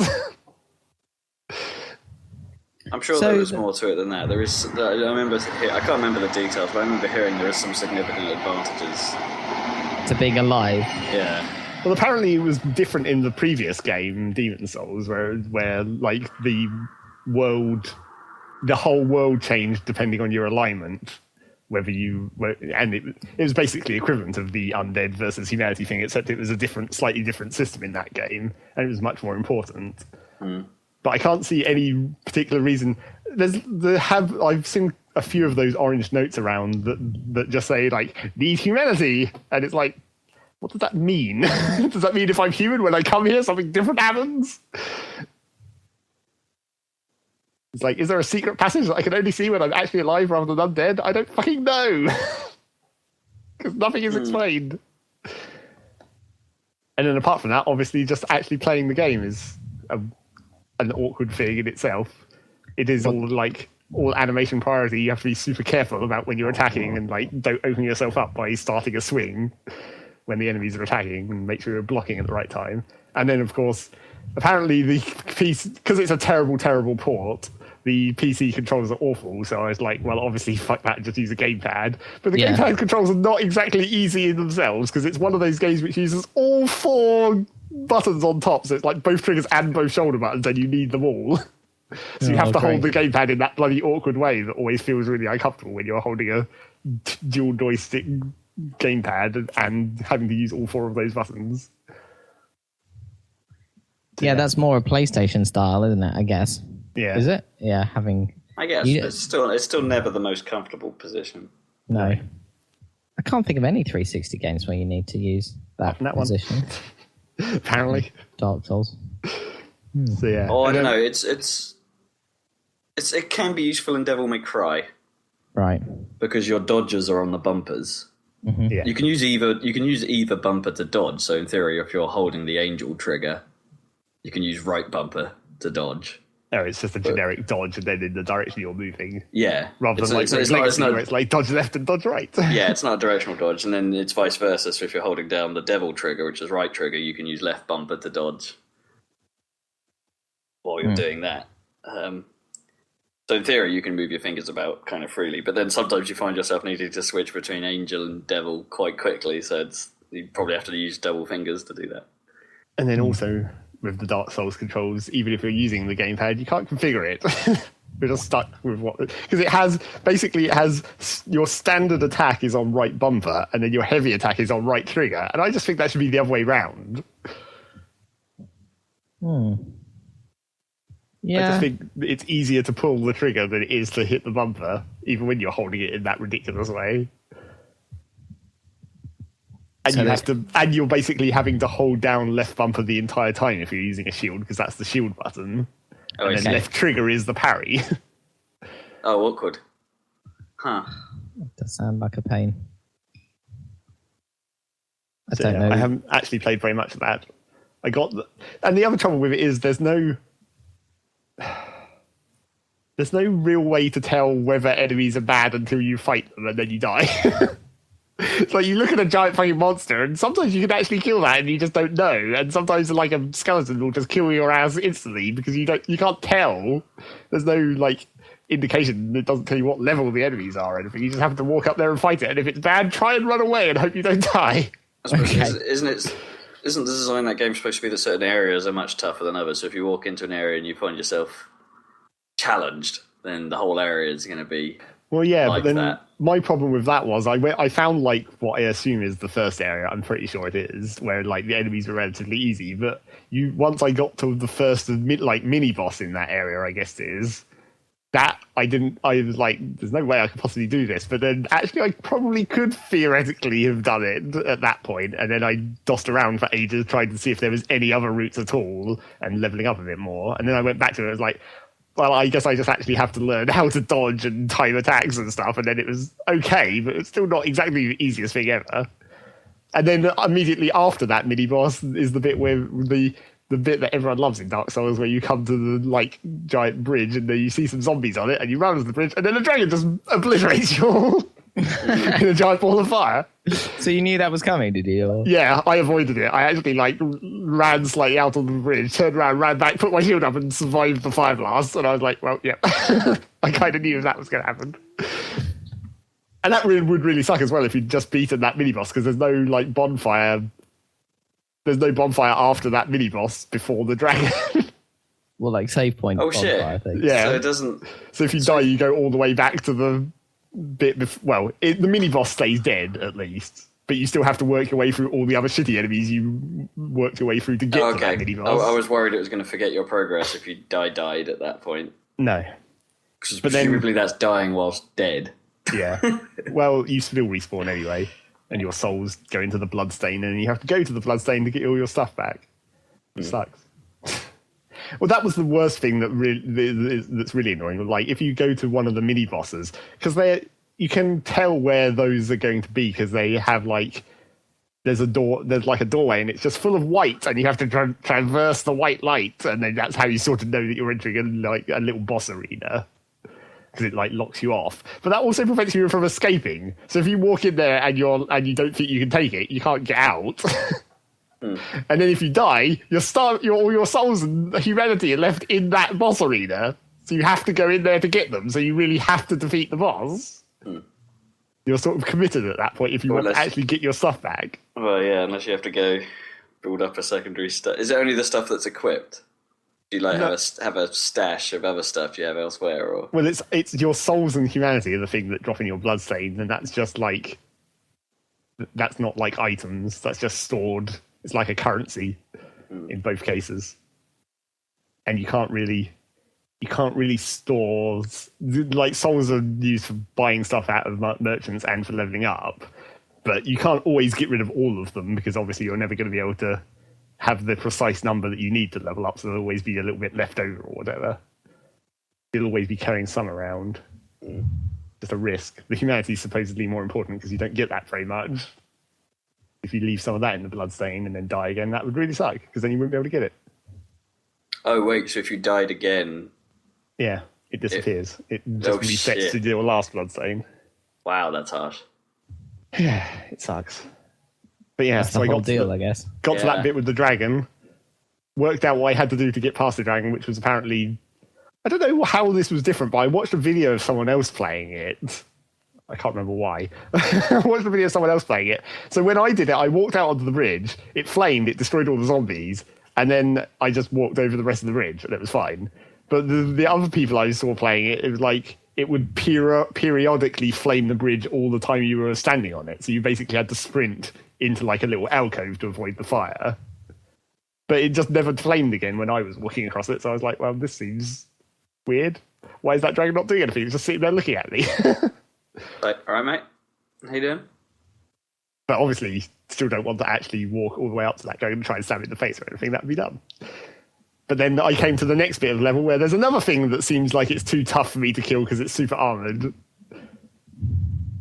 And the other thing that sucks about that kind of thing with like the tough enemies is even in this area that I'm in, which is obviously the easiest area, there's still like paths where there will be harder enemies. And you won't know about that until you... There was one where like immediately after that drain you come out of this sewer or whatever into like a tower, And you go out into the street and there's some normal enemies. But I was like, what's up the top of this tower? So I ran up this spiral staircase, and literally right at the top of the fucking spiral staircase is this fucking giant armored knight that just one-shots me. Like, there's no way I could see that. It's like, come on. It's a bit of a dip. So it's like, even in the areas where it's the easiest area, there's still paths that are hard. So if you don't see it coming, you just die. And god damn it, just die. Doesn't sound like bags of fun.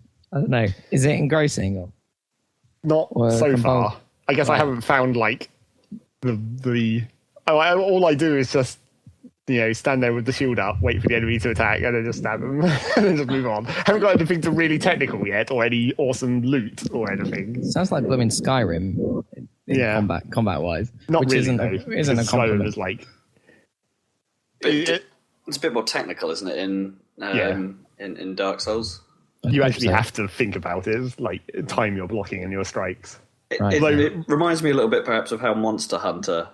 Yeah, it does. Tackle those things. It does seem like it almost plays very similarly as well. It's the thing that reminded me of it just from playing the 3DS demo is how using a health potion, you actually have to go through a whole animation and it leaves you completely exposed. Mm. So you have to disengage, make sure you're out of range of the enemy's next swing, and then have a quick swing. I think I like the idea of it, but I think that game would just wind me up something rotten. And it's like, I'm not sure I could deal with that. But I respect that. I do respect that game, and I do respect what it stands for, and the people that enjoy it are obviously properly hardcore. Well, I just fear the griefing. That's my thing. I was almost considering turning off the internet just so I wouldn't have to have the potential to be griefed or deal with all these goddamn orange messages all over the place that tell you to jump off cliffs all the time. It's their favourite thing to do. Why? I mean, who's going to be taken in by that? Well, it's because sometimes there's ledges that you can fall down onto, but most of the time they're relatively obvious. But when there's just an open cliff face and there's just a note there that says, try jumping. No, I don't think I will. Could you leave your own note to say, no, don't? Well, yeah, you do see that sometimes where there's just there was one where the first note was telling you to jump off a cliff, and then the note immediately before it was beware of griefing. Because apparently one of the preset words that you can use is griefing. It's griefing, hilariously. Yeah. So yeah. Don't follow those notes at all. The most annoying ones is where it's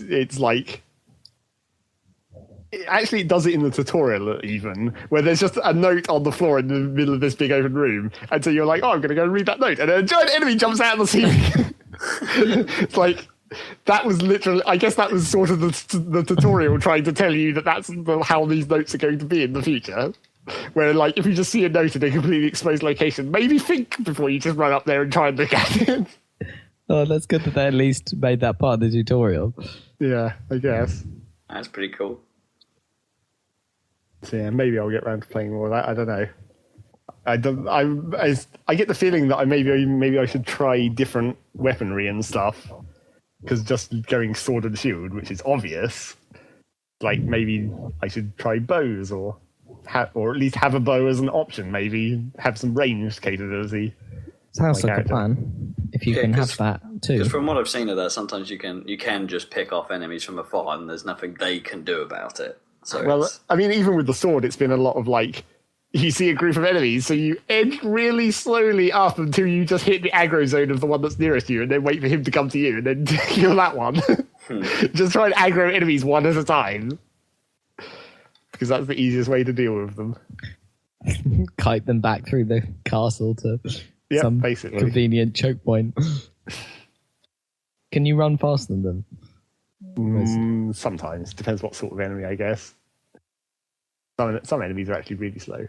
And then the ones with the shield, you just kick them, and then they open up, and then you stab them. That's how I do it. Simple enough. Which makes it really weird that the kick is the way to defeat shields. Apparently, just kick them. Just knock the shield out of the way with your foot. They should have thought of that in ancient times, but apparently they didn't. think of that, did they? Presumably the wind up for the kick most of the time just means, just cut his leg off. In real life, yeah, but in this game, I guess these are only like the first enemies. Probably that maneuver is a bit more risky later on, where the enemies might be faster. It would be quite funny if for the entire game you'd be kicking, the shields out of the way, and suddenly you went to kick and they just chopped your leg off. Yeah. That'd be awesome. Or like what you thought was a shield was actually a shield-shaped monster that bites your foot. Yeah. That's a D&D style thing, that is. So anyway, that was that, I guess. Was there literally anything else that I've been playing at all? I guess I finished the story of Gyromancer, I guess. Okay. Such as it was. Not really anything to it. Wasn't even a very Final Fantasy style of ending. It's just like, a dude. Fight him. The end. Yeah. Everyone lived happily ever after. Did the mechanics get more or less interesting as you played through, or is it just not really? It's pretty much way? Just the same, just more difficult, like more health and different enemy skills making it more or less difficult. Oh shit! I remembered the other thing that I guess that I should talk about. Oh shit! An actual new game, relatively speaking, not new. Not new, but a new game for us. I also played that Puddle game. Oh, that's what it's called. No, it's just called Puddle. It's called what? Puddle. Oh, Puddle. Okay. Yeah, it was on PS3 ages ago, and it eventually made it to PC apparently. But it's basically Loco Roco only with liquid instead of Loco Rocos, I guess. Okay. You tilt the gravity to the left and right to shift the liquid around and try and navigate it through an environment. Now there's a game they should put on Vita. Yep. You could actually tilt it. Or any handheld device at this point. Well, true, but Sony would only make it for Vita, presumably. Yeah. You could 6-axis as well, couldn't you? Probably do something with the I expect it panel. probably actually did, because it feels like when I was playing this Puddle game on PC, when obviously I was using like a keyboard, it feels like it probably needs analog, and I'm not sure whether it actually had, what the control scheme was on the PS3. Whether it's it was probably like, analog of some form. Yeah, maybe. But it seems like a lot of the time you need to be more precise than I feel like I can be with the keyboard, which is maybe a problem. I don't know. It's hard to tell. You do it with a mouse, can't you? Like, presumably. That would work. Leveling may be difficult. Yeah, I didn't really look at much at the controls. I was just trying to mess around with it and see how it went. But could you use the analog on the triggers, maybe? Well, yeah, maybe if I was using a gamepad. But the trouble with that game is I think it's just way too demanding of the inherently non-precise physics of liquids. It just wants you to. It's like obviously it's like just getting through the level. It has like a minimum amount of liquid you have to save to progress. Obviously, right? Okay, so you lose some down the back of the it evaporates or whatever. Okay, so that's fine most of the time, but if you want to get any of the bronze, silver, or gold level awards for each level, those are ridiculous. It's like, how are you meant to save that much liquid? I can barely get through at all, let alone actually save as much as it wants you to. Mercury was a bit like that. Yeah, in places. And then I basically got to the point where I actually just gave up and stopped playing, and where I got to this level where the liquid that I'm on now, that I'm on this level is, well, they call it lava, but it's more like, I guess it sort of is lava-ish. It's more like molten metal, I guess, in terms of where it came from. But you basically have a cart that's on a rail with a bowl on top of it with this liquid lava stuff in the bowl. So obviously you're trying to stop it from slopping out of it as you're transporting it along this railway. Right. By not over accelerating the cart or whatever. But at the same time, the lava stuff is cooling off, and you have to put it into flames in order to warm it up again. And if it cools completely, it just disappears, and then you lose. Jeez. So it's just ridiculously harsh, because you pretty much have to rush at almost the the maximum speed you can possibly manage and still keep the liquid in the thing, you pretty much have to be going at that speed just to get to the next flame in time before the lava cools, which made this level fucking impossible. So I gave up because it was ridiculous. So not a fan then?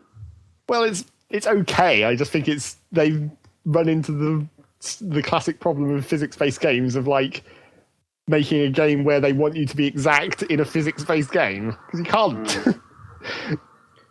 Every time you do it, it will be slightly different because the physics just jiggled slightly differently this time. Yeah.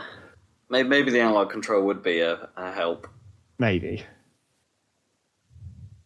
So yeah, you could try it with the gamepad, right? Well, maybe. Give it a go. I didn't actually look very much at its options. I expect there is something in there, even if it's just quite some kind of port. I guess I got most of the way through it. I think the point where, because like the level's broken up into the different fluids, so I think the lava is like the second to last fluid. Right. I don't know what the last one is. I think it's radioactive or something. Naturally. Where do you go from lava? Radioactive fluid. Does that mean you have like a fixed half-life, so like it just decreases over time? There's nothing you can do about it. Possibly. The nitroglycerin levels kind of sucked as well, because that's basically one hit kill.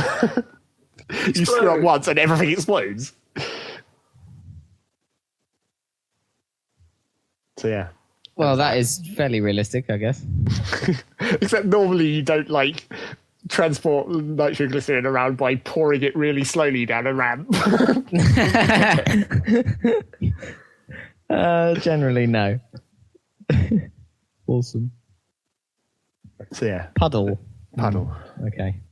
And I think that's probably pretty much it. I got the second achievement on Super Hexagon for doing the second level. And I expect that'll be the last one I get. There's 6 for each of the difficulty levels. And it's where it's basically free. There's basically 3 types of level, and then the second set of 3 are just like the difficult versions of those levels. Which is not like it isn't difficult enough. Difficult enough already. Yeah. Freaking hell. That's it, I think, probably. Cool. Okay. Oh, wait, hang on. I tell you what else I haven't been playing, but I still want to talk about briefly. Starbound. Yeah. It still hasn't come out, in case you're wondering. Okay. I guess this is news, right? Sort of. But what do you want to talk about? Starbound? Well, they've like over the last month or two, they've got into the habit of posting basically daily updates on daily blog updates. So it tells you what they were actually working on that day, and you can actually look at the progress and be like, "Holy shit, it's a game!" However, the release had already got it. Cool. But I noticed in one of the most recent blog posts, it wasn't like the lead guy who normally posts it, was one of the other developers. He mentioned the word crunch, and I was like, oh shit, you know what that means? It means like probably less than 2 months. Probably, yeah, that's true. Depends how long you feel like crunching for. Yeah. An unofficial, well, unless they're crunching for some kind of show. Well, I think there is some kind of like. I think they are meant to be showing it somewhere in September, but I'm pretty sure that if they're crunching it to a show standard, that'll probably be at least fairly close to the beta. When they remember that they've actually got to release a beta rather than just finishing the goddamn game, which it looks like they're doing at the moment. Right. Because from everything they've been showing, it looks so much like it's so, it's totally playable and it has mechanics. What were you going to be betaing? Where's the things that aren't just going to be in the game? Is PAX in September? Or one of the PAX? It's like PAX Prime. One of them, probably. Yeah. That wouldn't surprise me. Yeah. I reckon they're gunning for some sort of show in there. I think they announced one show in September, but I don't know I didn't remember what show that was. But yeah, hurry up and goddamn release that game already. Release date 2013. Yeah. Beta in 2013. We'll see. Sounds encouraging though. Yep. Stuff is happening. God damn it. I'm going to keep talking because I remembered another thing that I was literally just playing. What, like right before the cast? No, that was Team Fortress. No, slightly before that. This weekend I randomly decided, because there was like an announcement that popped up on Steam, to go back into Spiral Knights for like a couple of minutes, or wait, really? a couple of hours, I guess, because things have slightly changed. How so? In an interesting way. They've basically fucked around with their free-to-play model quite a lot. In some ways that are sort of annoying. They've made it so, because you know how it used to be that using the elevators to travel between the levels cost energy, and you'd get energy like every day, but you could also purchase energy. So you'd have like your 100 energy per day, and then if you wanted to go further than that, you'd use energy that you'd bought or traded for. Yeah, and it sounded like you might reach a point that you might not be able to progress because of the armor requirements to make cost too much energy. Yeah. And you could get in a day. They've sort of changed that now, sort of. Basically, you no longer get energy per day, but the elevators are free. So you can basically play the game as much as you want every day. But now that you don't get any energy per day, you only can get it from purchasing or trading. So the crafting is based entirely on... You can't use your daily energy to do a small amount of crafting for free. It's only based on, either real money, or trading it with other players for in-game money to get the energy.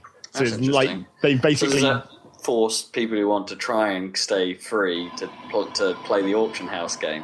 Yeah, pretty much. It's like a lot more it's a lot more reliant on that, on the actual economy. You can't... Because, at the point where you're getting to the 3 and 4-star armors, it was more than the 100 energy you got per day anyway. Yeah. That was sort of gating the armor limits. But now they've also changed it so a lot of other things exist now that didn't exist before that also cost energy, which is slightly awkward. Like, how when you went through the levels, your weapons got heat, which leveled them up? Yeah. Well, now... your weapons still get heat, but when they reach the level transition, you have to forge them, and it uses an item which you either get from the present crates in the levels, so you can either grind to get this thing, or you can buy it. Right. So you have to have a certain number of these special heat elements to actually be able to upgrade your weapons at all, even before making new weapons, which uses the energy. I don't think they've quite got this right. No. There's something wrong about a free-to-play model that actually has a hard progression limit until you start dropping cash. That's not a free-to-play game. That is essentially a shareware game, or a game you're going to have to continually pay for to get anywhere. And I'm not sure that really works. And they've also made it so you can't... Obviously, now that you don't have that sort of energy any longer, you can't revive using energy. You revive using a special item that you buy with energy, or you can find those as well. So it's like it gets slightly gated the revive system as well, in a different way, locking it into the energy markets even more so than it was before. I don't know. It's weird that it was like, yay, they've made the elevators free, and that seemed good. But then you realise they've actually just made it so you have to pay for more things. You could actually do more before when it seemed less free than you can now when it seems more free, except it's not. It's just a trick. Yeah. I guess at some point, perhaps free-to-play is a shit moniker that, perhaps there needs to be a slightly better description, because, the game is free-to-play. You can play it for free. You just can't finish it for free. No. Really. Well, you probably could if but the grind would be immense. Well, yeah, I think that's the overall effect of this change is just if you wanted to try and grind it for free, it's even harder to do now. I was almost doing it before. It's not like games like PlanetSide or something where you can... Yeah, sure, it takes a real long time to get anything in that game, but you're not really... There is no progression, per se, in PlanetSide. You can still have a laugh pretty much anywhere in the game, joining any fight, doing pretty much most of the roles. Yeah. Within the free to play, but having an actual progression thing like that, progression wall, doesn't sound like it should fit into what we commonly refer to as free to play. Yeah. There's perhaps we need some more terminology. So yeah, that's still Spiral Knights, I guess. It's still okay. I mean, they've added content to it, aside from the upgrades. There's been new bits of level and stuff, different levels to go to. It's a little annoying because Spiral Knights is actually quite a charming little game. It's not actually that bad a design. It's got a lot to like about it, apart from these these price models. Yeah. It's just an experiment, I guess, in the pricing models. Like a, canary down the coal mine type deal. It just seems weird that they even change it this drastically at this point. I mean, it's been around for ages. How many people are still playing it? Yeah, maybe that's the point. They can mess with it at this point. But how much data is that going to get them? Well, yeah, they could measure the steepness of the drop-off, I suppose. Yeah, I guess. So yeah, that is definitely all that I've been playing. Cool. I'm sure there was other small things, but they don't need talking about. Well, I finished XCOM. Yeah, I noticed on your. Oh, you actually finished it already? Jeez. Yeah. Well, I was kind of into it, so I thought I carried on. Pretty much. How much did you grind for the last mission in the end? Not much. I think I'd done my grinding. I think when I talked to you last time, I was in the most awkward phase because I think I really made things hard for myself by skipping the laser weapons there, as you guys pointed out. So everything was quite difficult for a while. But once I started getting those guys, it started, everyone had plasmas and armor and shit. And at that point, things went relatively well for me. I think I had all the satellite network up, and then for a long time I didn't have enough money to spend, and then suddenly I had way too much right at the end, and I didn't know what to spend it on. I bought everything in all the foundry shit and everything. That's pretty much what you do. Yeah, the only bad luck I had was I only got one gifted soldier out of everyone. I tested everyone. Really? Yeah. Yeah. Oh, wow. I think on my second game that I was playing, I basically tested everyone, and virtually one or two of them turned out to be psychic, and it was and they was bad as well. Yeah. Naturally. I didn't understand because my high will people didn't get. I thought that added to the role, so I put them in first for testing. I mean, it makes them better at being psychic if they are psychic. Oh, I see. But it doesn't affect whether or not they're gifted or not. They are gifted. Okay, that sucks. So that's pretty much. I got one person, obviously, presumably because you need at least one for the story. Well, I'm not even sure whether it would give you one or whether you just have to keep hiring people until you found one. That would be super sucky. At least I got one. It was my Iranian assault lady. So I don't know. I think she was Iranian. I'm not sure what that flag is. It was green with script and then a sword thing. I think that's the Iranian flag. Anyway, so yeah, the most powerful human being on the planet I made Iranian, clearly. I was kind of. I think that was probably where, apart from the fact that I rushed through the game, kind of. Really, my first general just happened to be psychic and happened to be the gifted one. Yeah, that's pretty much what happened on my first playthrough as well. My one of my best people turned out to be the psychic power. My entire squad were colonels by the point. I even had the freaking Gollop chamber. Yeah, whatever. The top one. Yeah, I guess general would be even better. Yeah. I think colonel's the top rank. But yeah, and I was worried about trying to use her because everyone else was ranked up and they had all the equipment and stuff. And I thought, oh, no, I need to do these extra psychic ranks or whatever, psi ranks. Yeah, get the 3 different skills. Yeah, but it turned out they just gave me them all the moment I activated the Gollop chamber. And since I didn't have any other psi people, I didn't need to train any psi powers. Yeah. So yeah, it all went relatively well. How did the last room treat you? Before that, I had a big problem when I first encountered the elite mutons on this bloody map, which is just a hollowed out building type construction site. So it's not linear at all. Have you seen that one? It's literally just a square building. No, I'm not sure I saw that one. You walk into it's hollowed out in the middle with cranes and stuff. And with multiple levels and stuff. Is it the one that's sort of L-shaped construction building, and you come in through like the gate on from the road, or is it? Coming through a gate. Yeah, that level sucks because it's tiny. Yeah, it's freaking tiny. Anyway, so I was nothing you can do but walk your guys into the middle, really. Yeah, it's like normally all I did on that first turn is like one person on either side of the gate, and then like two people up against the digger. Yeah. And then one on the corner of the building. It's like you don't have very many options when you're first moving in. You've got very little options. So what happened was I got to that point and I was like, oh, and nothing's activated. Right, I have to move in. So I moved my highest ranked assault person in, and then I activated 3 elite mutons in the cover of the building on the left, so that none of my snipers or anything had a shot. And she didn't die, but she was knocked out or whatever, so I had to rescue her. But that was quite bad. What shivs for? Sorry? What you want shivs for? Yeah, well, I didn't have them at the time, and then I started using the hover shiv for like my scout thing. That did work really well because my main tactic at the end was I had 2 like double tap snipers. Yep. Basically.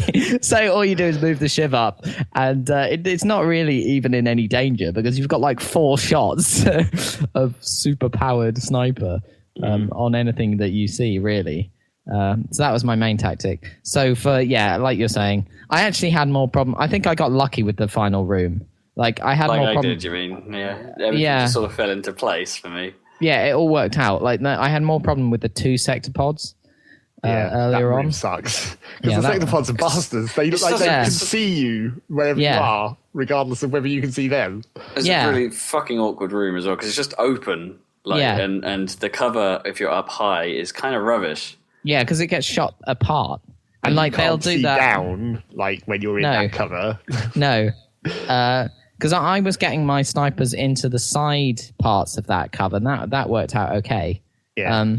Yeah, because when I had my assault guy on the main cover, like that, it just gets blown apart straight away, and they can't see very well either. Just like you say.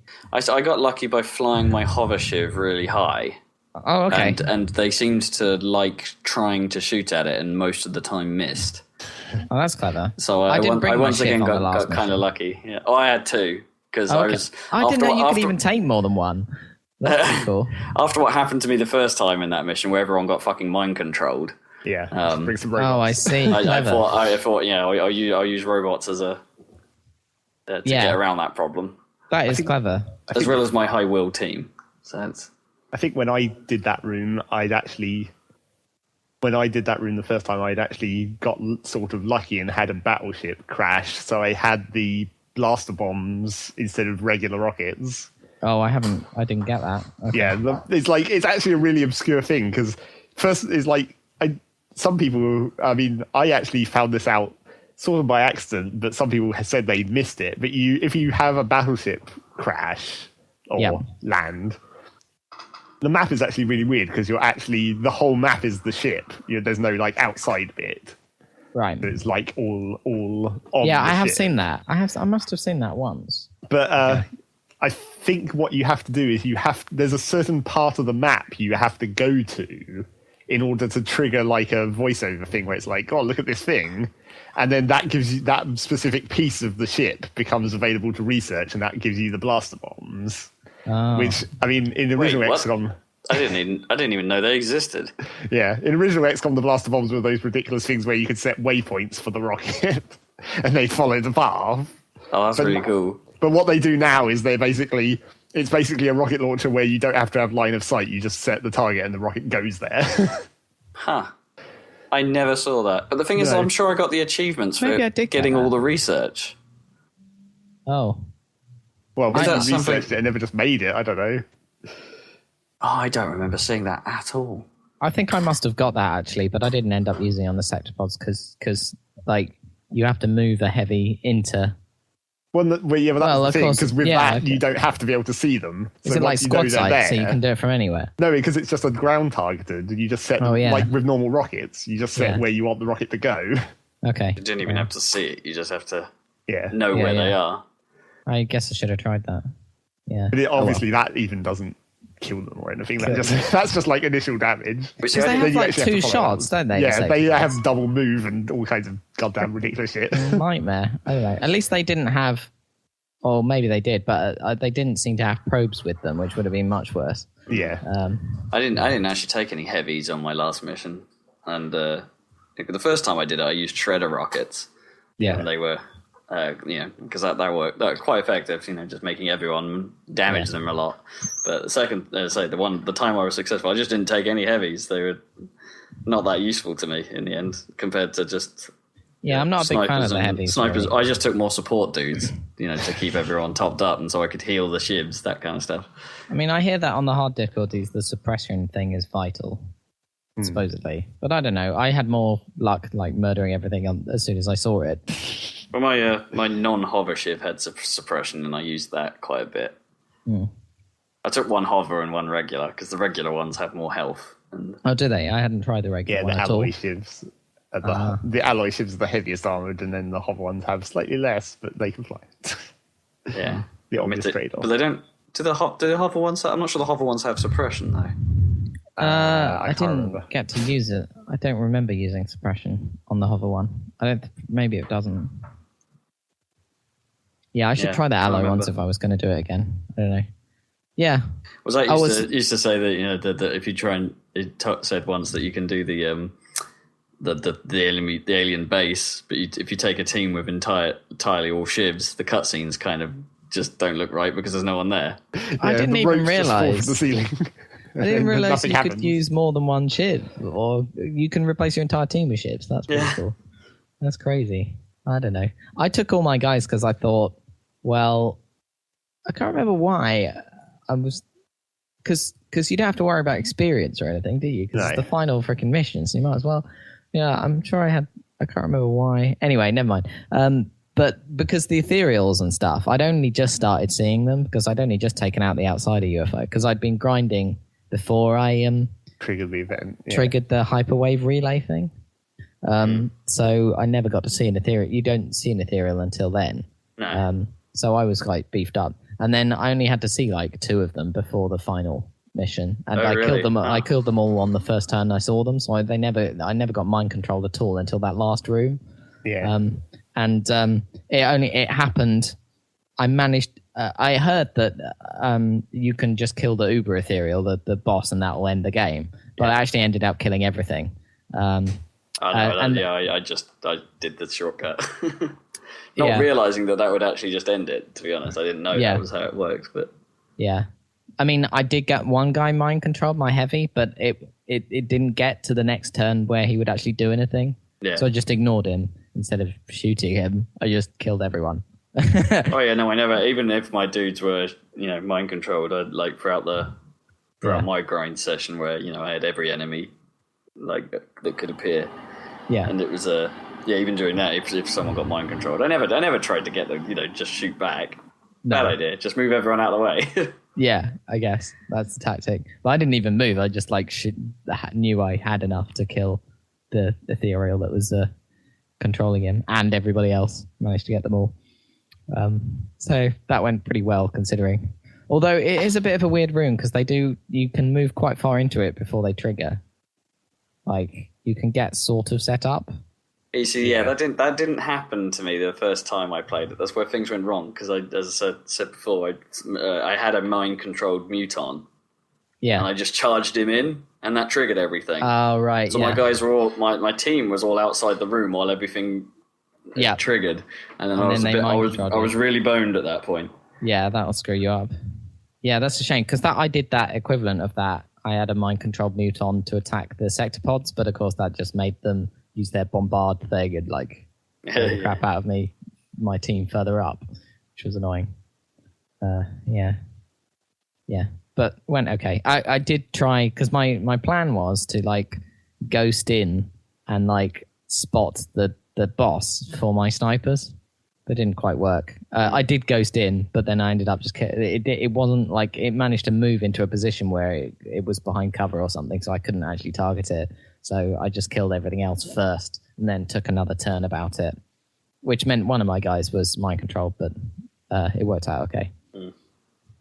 And then the coup de grace, my ghost guy just came right up next to him with a shotgun, just uncloaked and just blew the crap out of him. That was kind of cool. Wait, you have cloaks as well?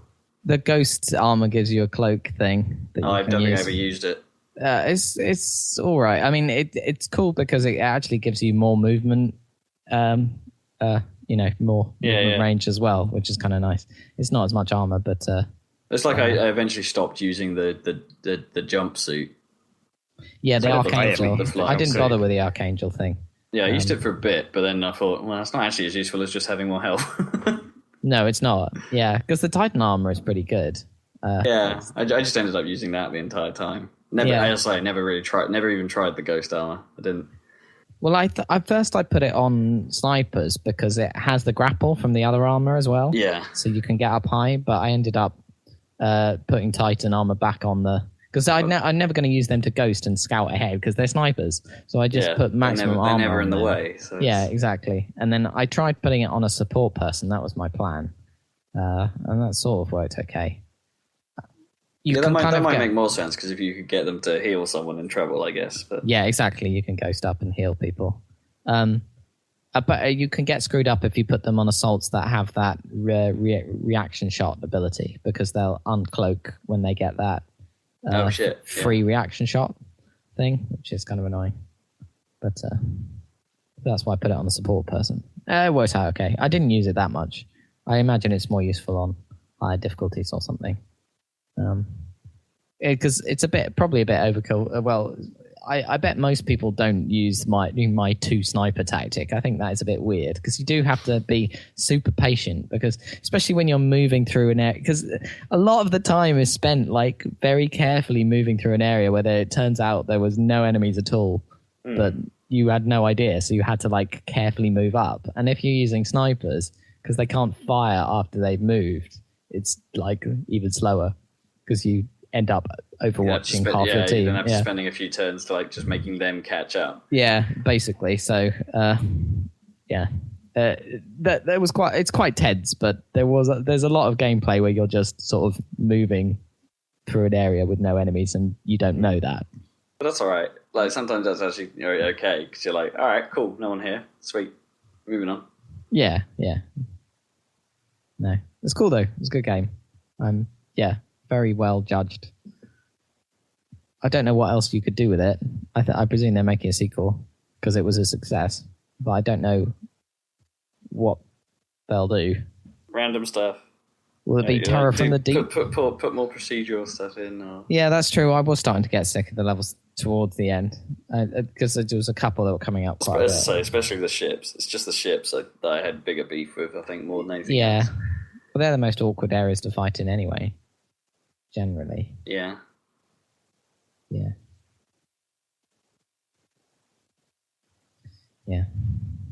So XCOM.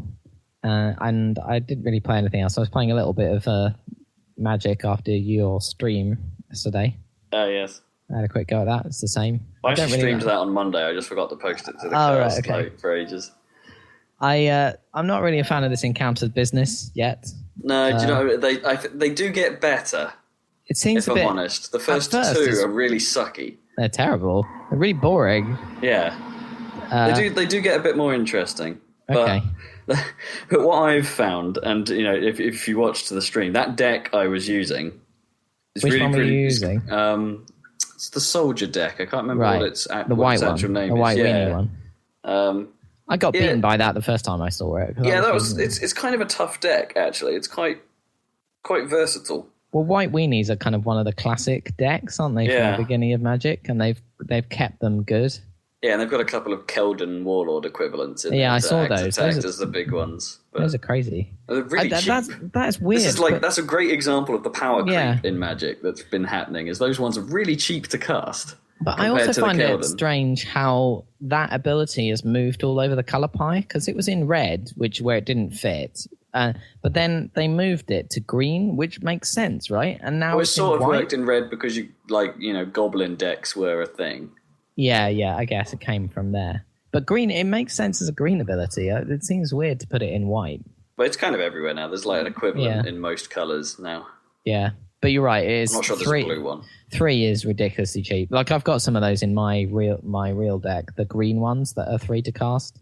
They're just ridiculous. I don't think you can blend our old decks with the new stuff because it's just the creep is all over the place. Yeah, things have just got more powerful. Like, I found myself removing cards from the white deck that were like 3 to cast for a 2/1, but it had like First Strike and Vigilance, which would have made sense, I think, in the old way of thinking about costs. But in the new way of costs, I'm sitting there going, yeah, that's quite expensive.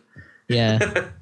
I'm just taking them out of my deck. I need to try the deck editor thing because I'm definitely having it. Because I found what was confusing me about the unlock system. Oh yeah, how does it work? I may have mentioned that last time. Actually, I'm not sure. I mentioned it. I think I may have mentioned it on my stream. So I thought that the system was glitched on my Xbox copy of 2012, but no, what it actually does is it just puts any card that you unlock and just puts it in the deck straight away. Okay. So when I went to the deck manager and I saw I had no unlocked cards, I was really confused. And it's like, no, it's because it's just already put them in the deck, and I have. And that makes your deck like 65 cards or something, or like you can make them. There's like 30 or 40 cards per deck you can unlock in 2013. Yeah. So then, if you don't touch the deck editor, you've got like an 8. You've got a fatter deck, yeah. So you need to trim it.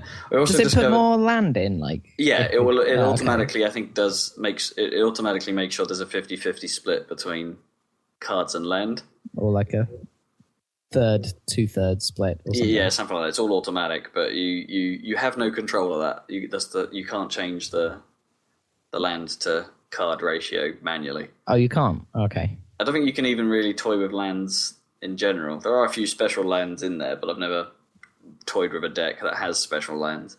Yeah. That is annoying in the encounters because they're the same every time, so they can't get mana screwed, can they? Or flooded? No. And you can. You have to just wait for, like in some of them, you just have to wait for a lucky hand.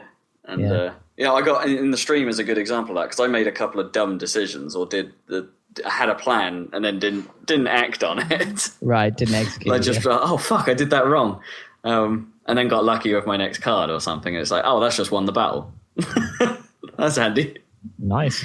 There was one in particular, that one of the encounters I was doing, where it's like, oh, I'm really fucked now, and then the next card just helped me turn it around completely. Gotta love Magic. It's I don't know. It feels like it's more luck based perhaps than it ever was, but it always was pretty luck based. Yeah, pretty much. The nature of card games, especially if you're trying to match all these different decks together, it's always hard. I don't know. It's Magic. It's the way it is. Yeah. It's kind of fun. I lost, and then I won, and I don't think I was playing any better when I was winning.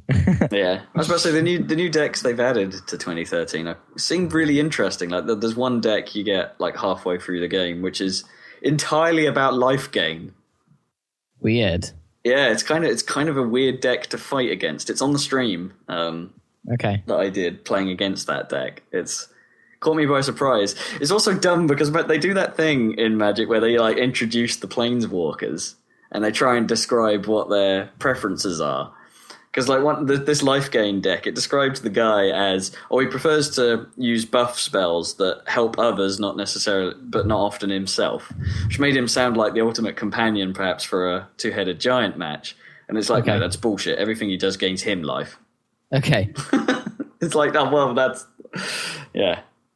kind of crappy. Life gain has always been shit, like compared to damage dealing, Well, this was the thing, yeah. I think that was one other game where I sort of turned it around at the last minute because everything I was doing, he was just cancelling out by just gaining the life back, and while he was whittling me down slowly. Yeah. So eventually I came to the point where I could deal more damage than he could gain. Yeah. And then the tide turned. But yeah, it was weird. I don't know. I quite like the variety of the decks that they've provided. It's quite nice. I'll get more into it and I'll let you know how I'm doing. Yeah, that was the entirety of what I've played of that game. By the way, the stuff on the stream. So they got kind of lazy with the campaign progression. Like, because they've tried to do this thing where you move between the planes or something as you progress through the campaign. Some of that menu graphics is really weird and dodgy. Well, yeah, the menu, some of the, as we mentioned before, a lot of the interface isn't really designed for mouse and keyboard, so it doesn't work that great. And it's but some of the kind of weird landscapes, like polygonal landscapes that are going on behind. Well, yeah, so it's in places kind of like, you think, well, they went to a lot of effort on that one, and it's like, and in others, it's like, oh, that's a really shoddy texture. That looks super jank. Yeah, yeah. It's kind of weird, but then they like, as I say, you like in the second part of the campaign, you go to Ravnica, and then in the third part, you go to somewhere else, and then in the fourth part, you're back in Ravnica. Awesome. That's just because the cards they had, right? I thought it was going to be like 6 different planes or something, for the 6 different chapters of the camp, or 5 different chapters of the campaign that there are, like something like that. But it's like, no, they just reused one of them. Ravnica's a pretty cool magic world. I don't know. The city world. Yeah, the city world's cool. There's the kind of Japanesey one. Well, it doesn't really look like it. There's kind of like, it's all just sort of orange, sort of gothic-y looking buildings in their polygonal representation, but yeah, just trying to think. I think I just know Ravnica because me and Barlow happened to get back into Magic just when Ravnica was out, and then we stopped again. So we have like a bunch of Ravnica cards, and I've got a Ravnica Bird of Paradise, which I just randomly got in a pack. Anyway, I don't know what the latest stuff is, because they seem to be promoting the editions more than the crazy. Yeah, I hear more about the. Speaking of that, actually, there is. If you haven't already, go to the promotions part of the game. Right, it did say something about getting a free pack or something. Yeah, you get a load of unlocked cards. Okay. Oh yeah, ignore that one. That one because that's expired. That finished. Oh yeah. But there's a load of stuff that you can just sort of say, oh, for those that didn't go to packs, here's your code. Oh, cool. And it's like, and then it just lists them all in the game and then forces you to type in that code. Okay. But then you get some unlocked cards for your deck. Okay, I'll look for that part. For all the decks. Some of them are shiny. Virtual shiny cards. Pointlessly shiny, yeah. Awesome. Right, that's what I've been playing. What about you, Rob? I guess, a bit. Yeah, this could lead to an interesting conversation. Well, I haven't been playing much more Infamous because, as I mentioned last time, I left my controller somewhere. Yep. In edit, and I only just got it back, so I've only played a tiny amount of that. So nothing really to say there. Still goofy. The majority of my time has been on Bioshock Infinite, as previously warned. Excelente. So, yeah, I'm about 14 hours into that. Holy shit, you must be near the end. Yeah, I think I am. Scene with the tornado. Big tear with a tornado. Yeah, I guess. So, okay. Remember. That was the last thing I did. So, okay. Rescuing Elizabeth again, I guess. Again. that happens a lot. Yeah. Is that before Comstock House or no? I think that's after. Oh, right. Okay. Or, sort of part of it, I suppose. Yeah. After where it gets all creepy. Right. Where you have to hide from those weird bellhead bellhead dudes. Yeah. Yeah, you are quite near the end, I guess. Man, okay, let's talk what I like about it. Okay.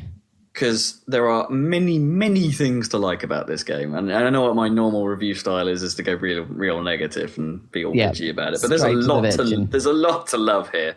Yeah, like I see what you mean about the visual fidelity. It's phenomenal in places. The artwork, it's just really well done. It's a really lovely looking thing. There are some effects that they haven't ported to PC so well, like the light rays and things like that. But they've put more effort into this port than the previous 2 Bioshocks by a long way. Like the texture detail can go super high, the quality of the shadows can go real high, and it's a real looker. I love the design. I love the art direction.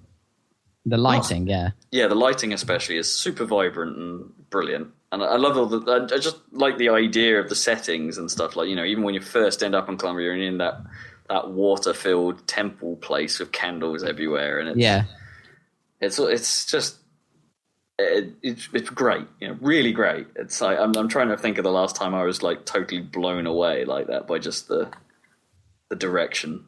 Yeah. Of how they do stuff like that. And the same can be said of the narrative, actually. In my opinion, it's like up to where I've just thought it's fantastic. Mm-hmm. I'm just totally in love with the characters and how it goes. Maybe not so much Booker, but Elizabeth is just such a brilliantly written, and totally really believable character. It's I have some problems with like the mechanics of the world. Some of which are obvious, like vigors and. Yeah, we have that. Everyone has that trouble where it's like they don't make, unlike in Bioshock, the one, they don't actually have a reason. Yeah, and there's quite a few moments where they try to pace the game by having a lull, but you're still walking through a crowd of people carrying a giant fucking gun. Yeah, and no one seems to really care. It's I don't know. I found some elements like that somewhat jarring, and it's like. And there is a lot of interesting stuff in the narrative, but then a lot of interesting stuff in the narrative that they also mysteriously push to the side periodically. Mm. Like, oh, this just happened. Okay, we're done with that now. Moving on. And you're like, but that was really interesting. Well, where were you going with that? And it's like, well, we're not going anywhere with that. It's like, oh, okay. But they might be. That's the thing. That's the weird thing. It's always like, it's probably true of the other Bioshocks, but it's like all this stuff means shit, and then you don't know what it means until later, and you have to think about it. It's interesting that they're not afraid to use some language in places, if you know what I mean. Like, because they're trying to play, the racist card is played, isn't it? And it's quite heavily, yeah. Yeah, and they're not afraid of writing into the script the use of racist language. Yeah. But using it in the context correctly. It's not like, which I think is like an interesting step forward for the medium, if you know what I mean. I'm not sure I can remember really many, if any, really good uses of that actually help build the world. Yeah, no, I don't think that's been done before. I can't imagine anyone doing it well before this. No, I'm struggling right now to think of a good example. So maybe this is a. Yeah. Well, maybe it might have played into some of L.A. Noire's story at some point. I get the feeling. That's true. Yeah. But yeah, just all of that, I'm just completely and utterly. I'm a little bit. Some of the character models in places look a little shonky still. Like the people, the NPCs. Yeah. Essentially, just general people in the world look a bit funny at times, and their faces are repeated very often. Yeah, frequently, real frequently. Yeah. Especially when there's lots of people about. It's like there's several of you in view here. I know. It makes it feel a bit unreal, doesn't it? In place, not that. I mean, obviously, it's not a realistic look. It's not a far. No, there's a lot of shit about Colombia that makes no sense whatsoever. Yeah, absolutely. Like, where are they getting their water from that they can just make a giant waterfall in the sky and they just kind of explain it with a lot of weird little engine room, which is like pumping water or something. Yeah, where's it coming from? It's like, wow. Real dumb. The other thing that just probably the biggest thing out of all of that for me is the sound design. The sound design is incredible. Yeah. What do you think of the sort of combat music and stings and stuff? I think it's really good. Yeah. It doesn't actually, surprisingly doesn't get annoying. No, because I thought it would when I first heard it. But that's the thing. There isn't much incidental music in the game, other than they don't play much music that's not in the world. So when you are in combat and this music starts, it's kind of nice because it is punching into that atmosphere. Yeah. It kind of heightens everything, and it's got that sting when everyone's dead, which is kind of cool. And it's and it's suitably messy as well. That like the fighting, I guess. Yeah. But there are just some segments there, like anything to do with Songbird sounds fantastic. Yeah. Anything to do with the sort of the bigger enemies sounds really great. And stuff, all I will say is Lady Comstock.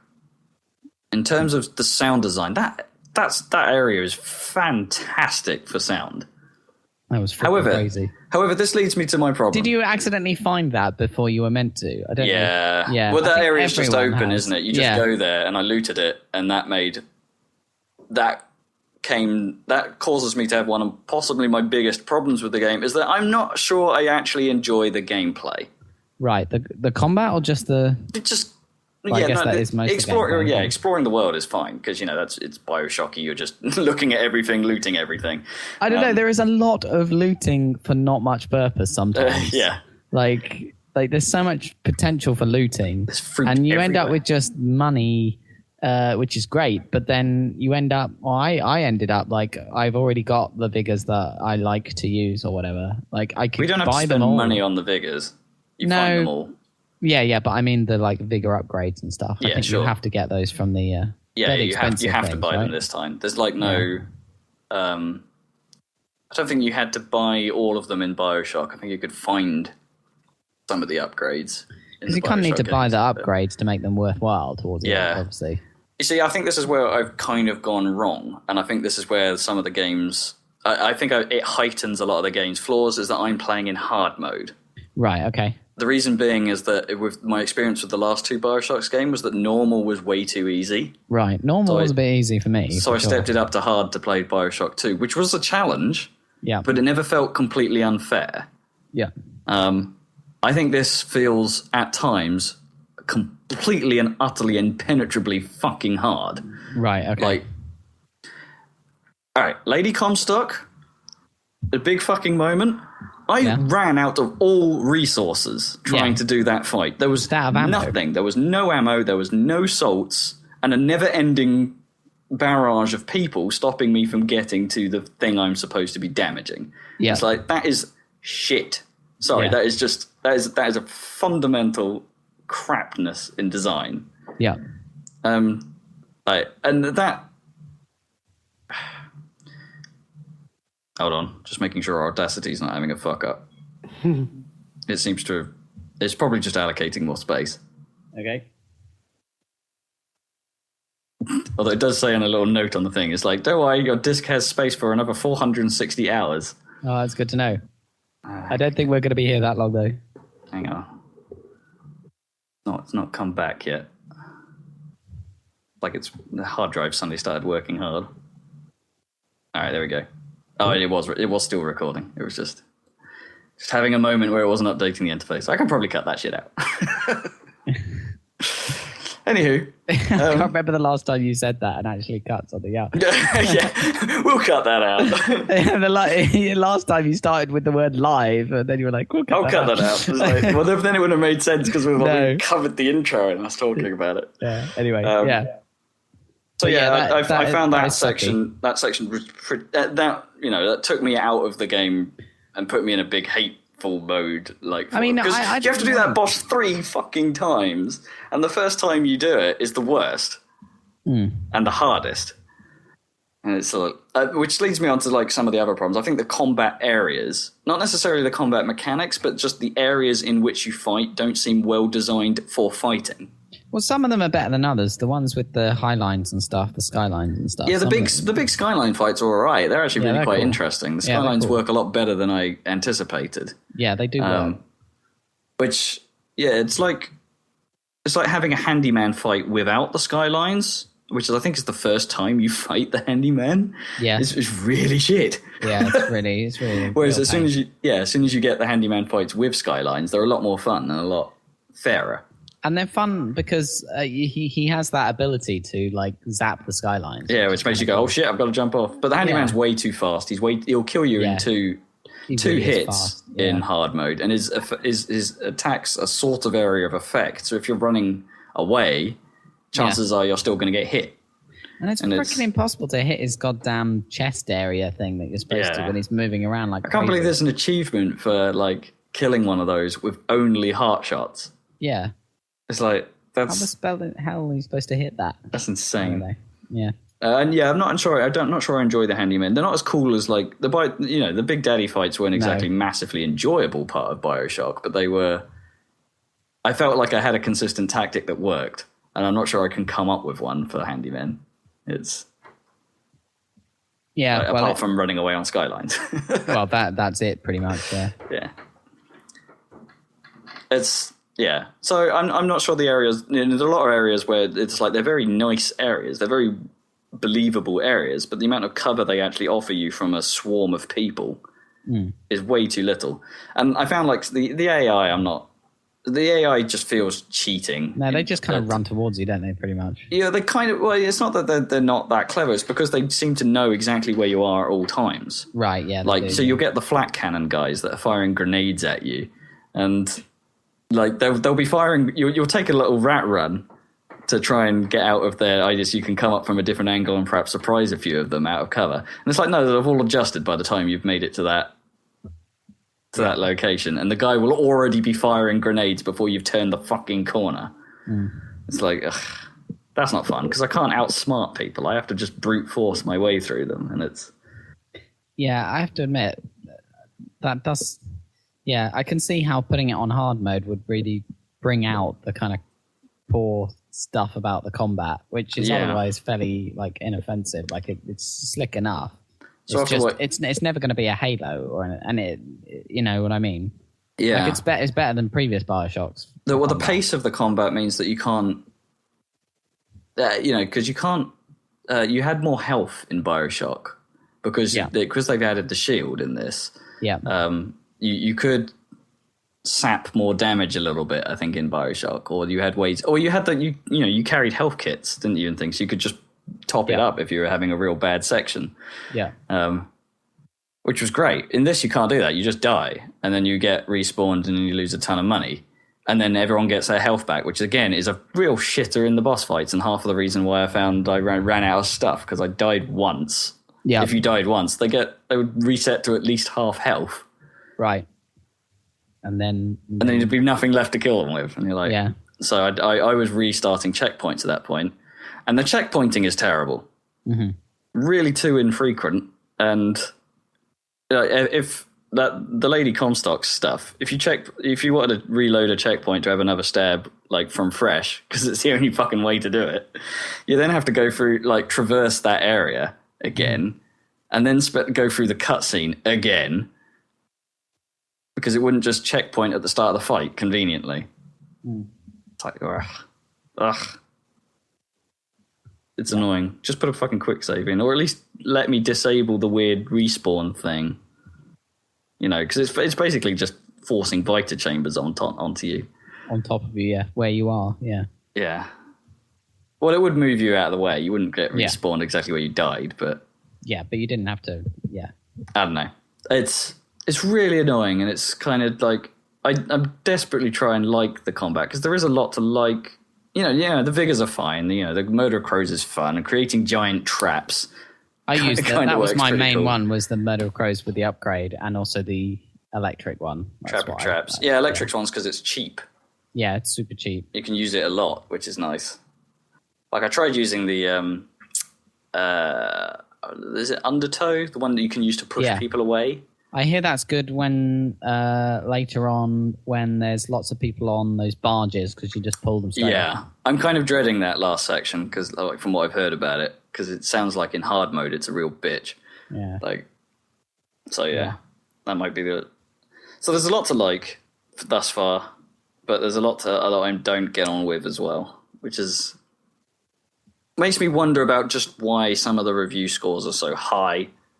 Somewhat. I'm not sure I can justify a lot of them. Well, they're just kind of bowled over by the story and the art, aren't they? And they probably were playing it on normal. Yeah. I don't know. I think hardest probably is the way to play, because that's the thing. You kind of wanted something in the middle. From what it sounds like, the jump from normal to hard. Well, the jump from normal to hard was pretty harsh in the first two Bioshocks. Yeah. But then there's like that 1999 mode on top of hard. Yeah. And it's like, which just sounds masochistic. Yeah, dumb. Crazy dumb mode. Yeah. So, I'm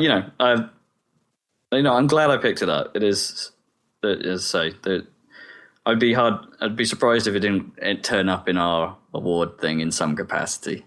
I expect it will in some form. Yeah, but play it in normal and just, Yeah, I would recommend playing it normal. Yeah. It's like, just don't go into it expecting it to play the best, but go into it for the world. Would be my advice. And next time we'll get to hear your opinions on the typical Bioshock the crazy ending. Yeah. And we'll have to make a decision as whether we want to go into spoiler territory on that one. I guess we could do. Because, I wonder how hard it would be, how easy it would be to talk about without... Well, having not seen it, I don't know how easy it would be to talk about anything. Like, well, let's just see. We probably don't have to worry about spoiling it for Zach. He's not going to care. No. Confirmed. Confirmed. So, yeah. He hasn't played Mass Effect 3 yet, god damn it. No. Do you even want to? I think he does. Maybe. Is it because it's on Origin? Yes. No, don't care about that. That's just... It's not like I'd have to install Origin just for it. Well, no, but is it still a rip-off on Origin? Well, I already own it. Oh, do you? We've discussed previously. Just hasn't played it. I forgot that. I had forgotten. And I wouldn't have bought it on Origin even if I didn't, because you don't buy it on Origin, obviously. Get a disc. How can you spend a whole week playing little bits of nothing when you had like Mass Effect 3 sitting there ready to play? Because I don't want to play something that's big. That's why I only played a little bit of Dark Souls. Right. You're in a non-committal mood.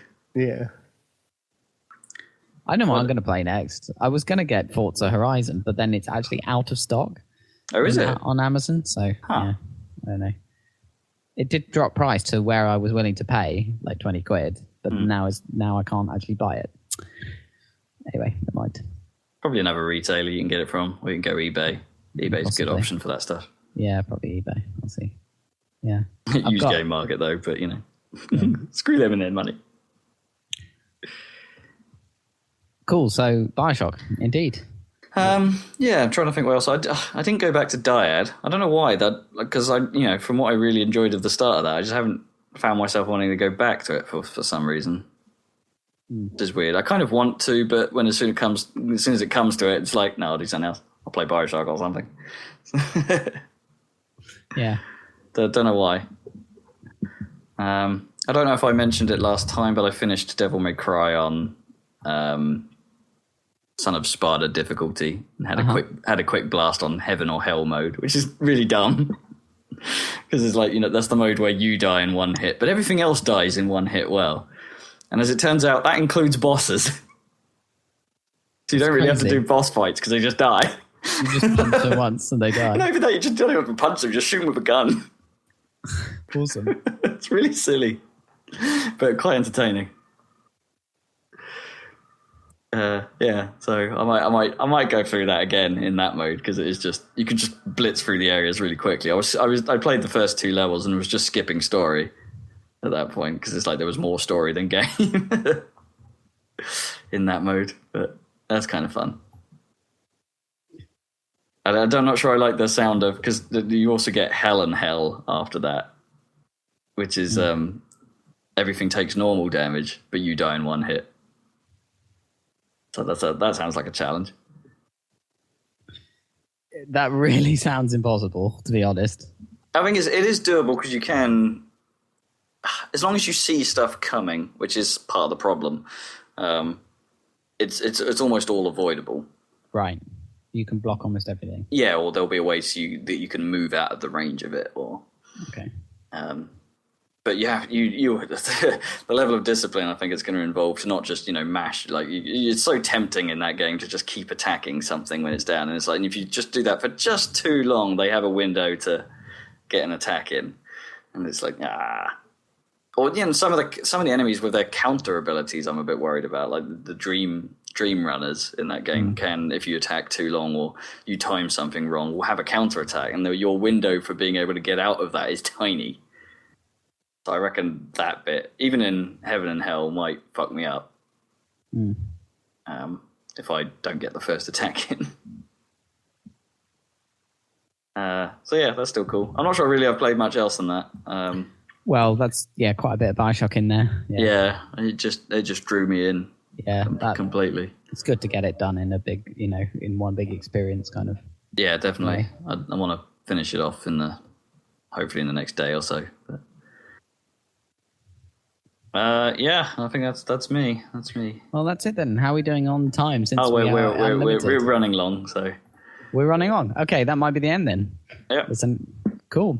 Okay, thanks for joining us on the Saladcast for our first remote cast for a while. Catch you next time, hopefully in person, with more stuff.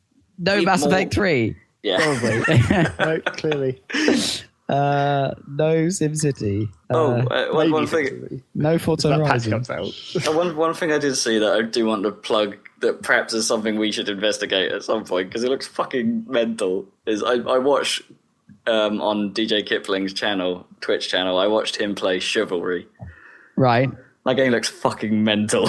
Okay. Well, stay tuned for more crazy quick looks, probably including what they called video things, probably including Chivalry. Well, we don't have a copy of it, so it's like, so that might be a bit funny. But imagine like it's medieval themed Red versus Blue essentially, like with melee focus. Cool. Like literal sword fights with a fairly decent looking block system that if you could get the hang of would be really cool.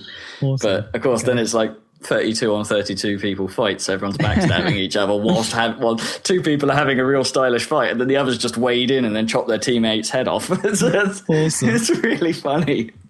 Well, that's how it feels like it always should be. In films, like they always surround the one good guy and like stand in a circle instead of all like pulverizing him. Yeah. They just fight one at a time. What's the hilarious thing? Every time someone tries to do that in Chivalry, it looks like they just team kill each other. Awesome. It's really funny. Yeah, so go check that out. I suggest watching those videos. They're pretty funny. Cool. Check that out. And yes, we'll catch you next time on the Saladcast. Bye. Goodbye. Bye. Is that going to say bye? No. The end.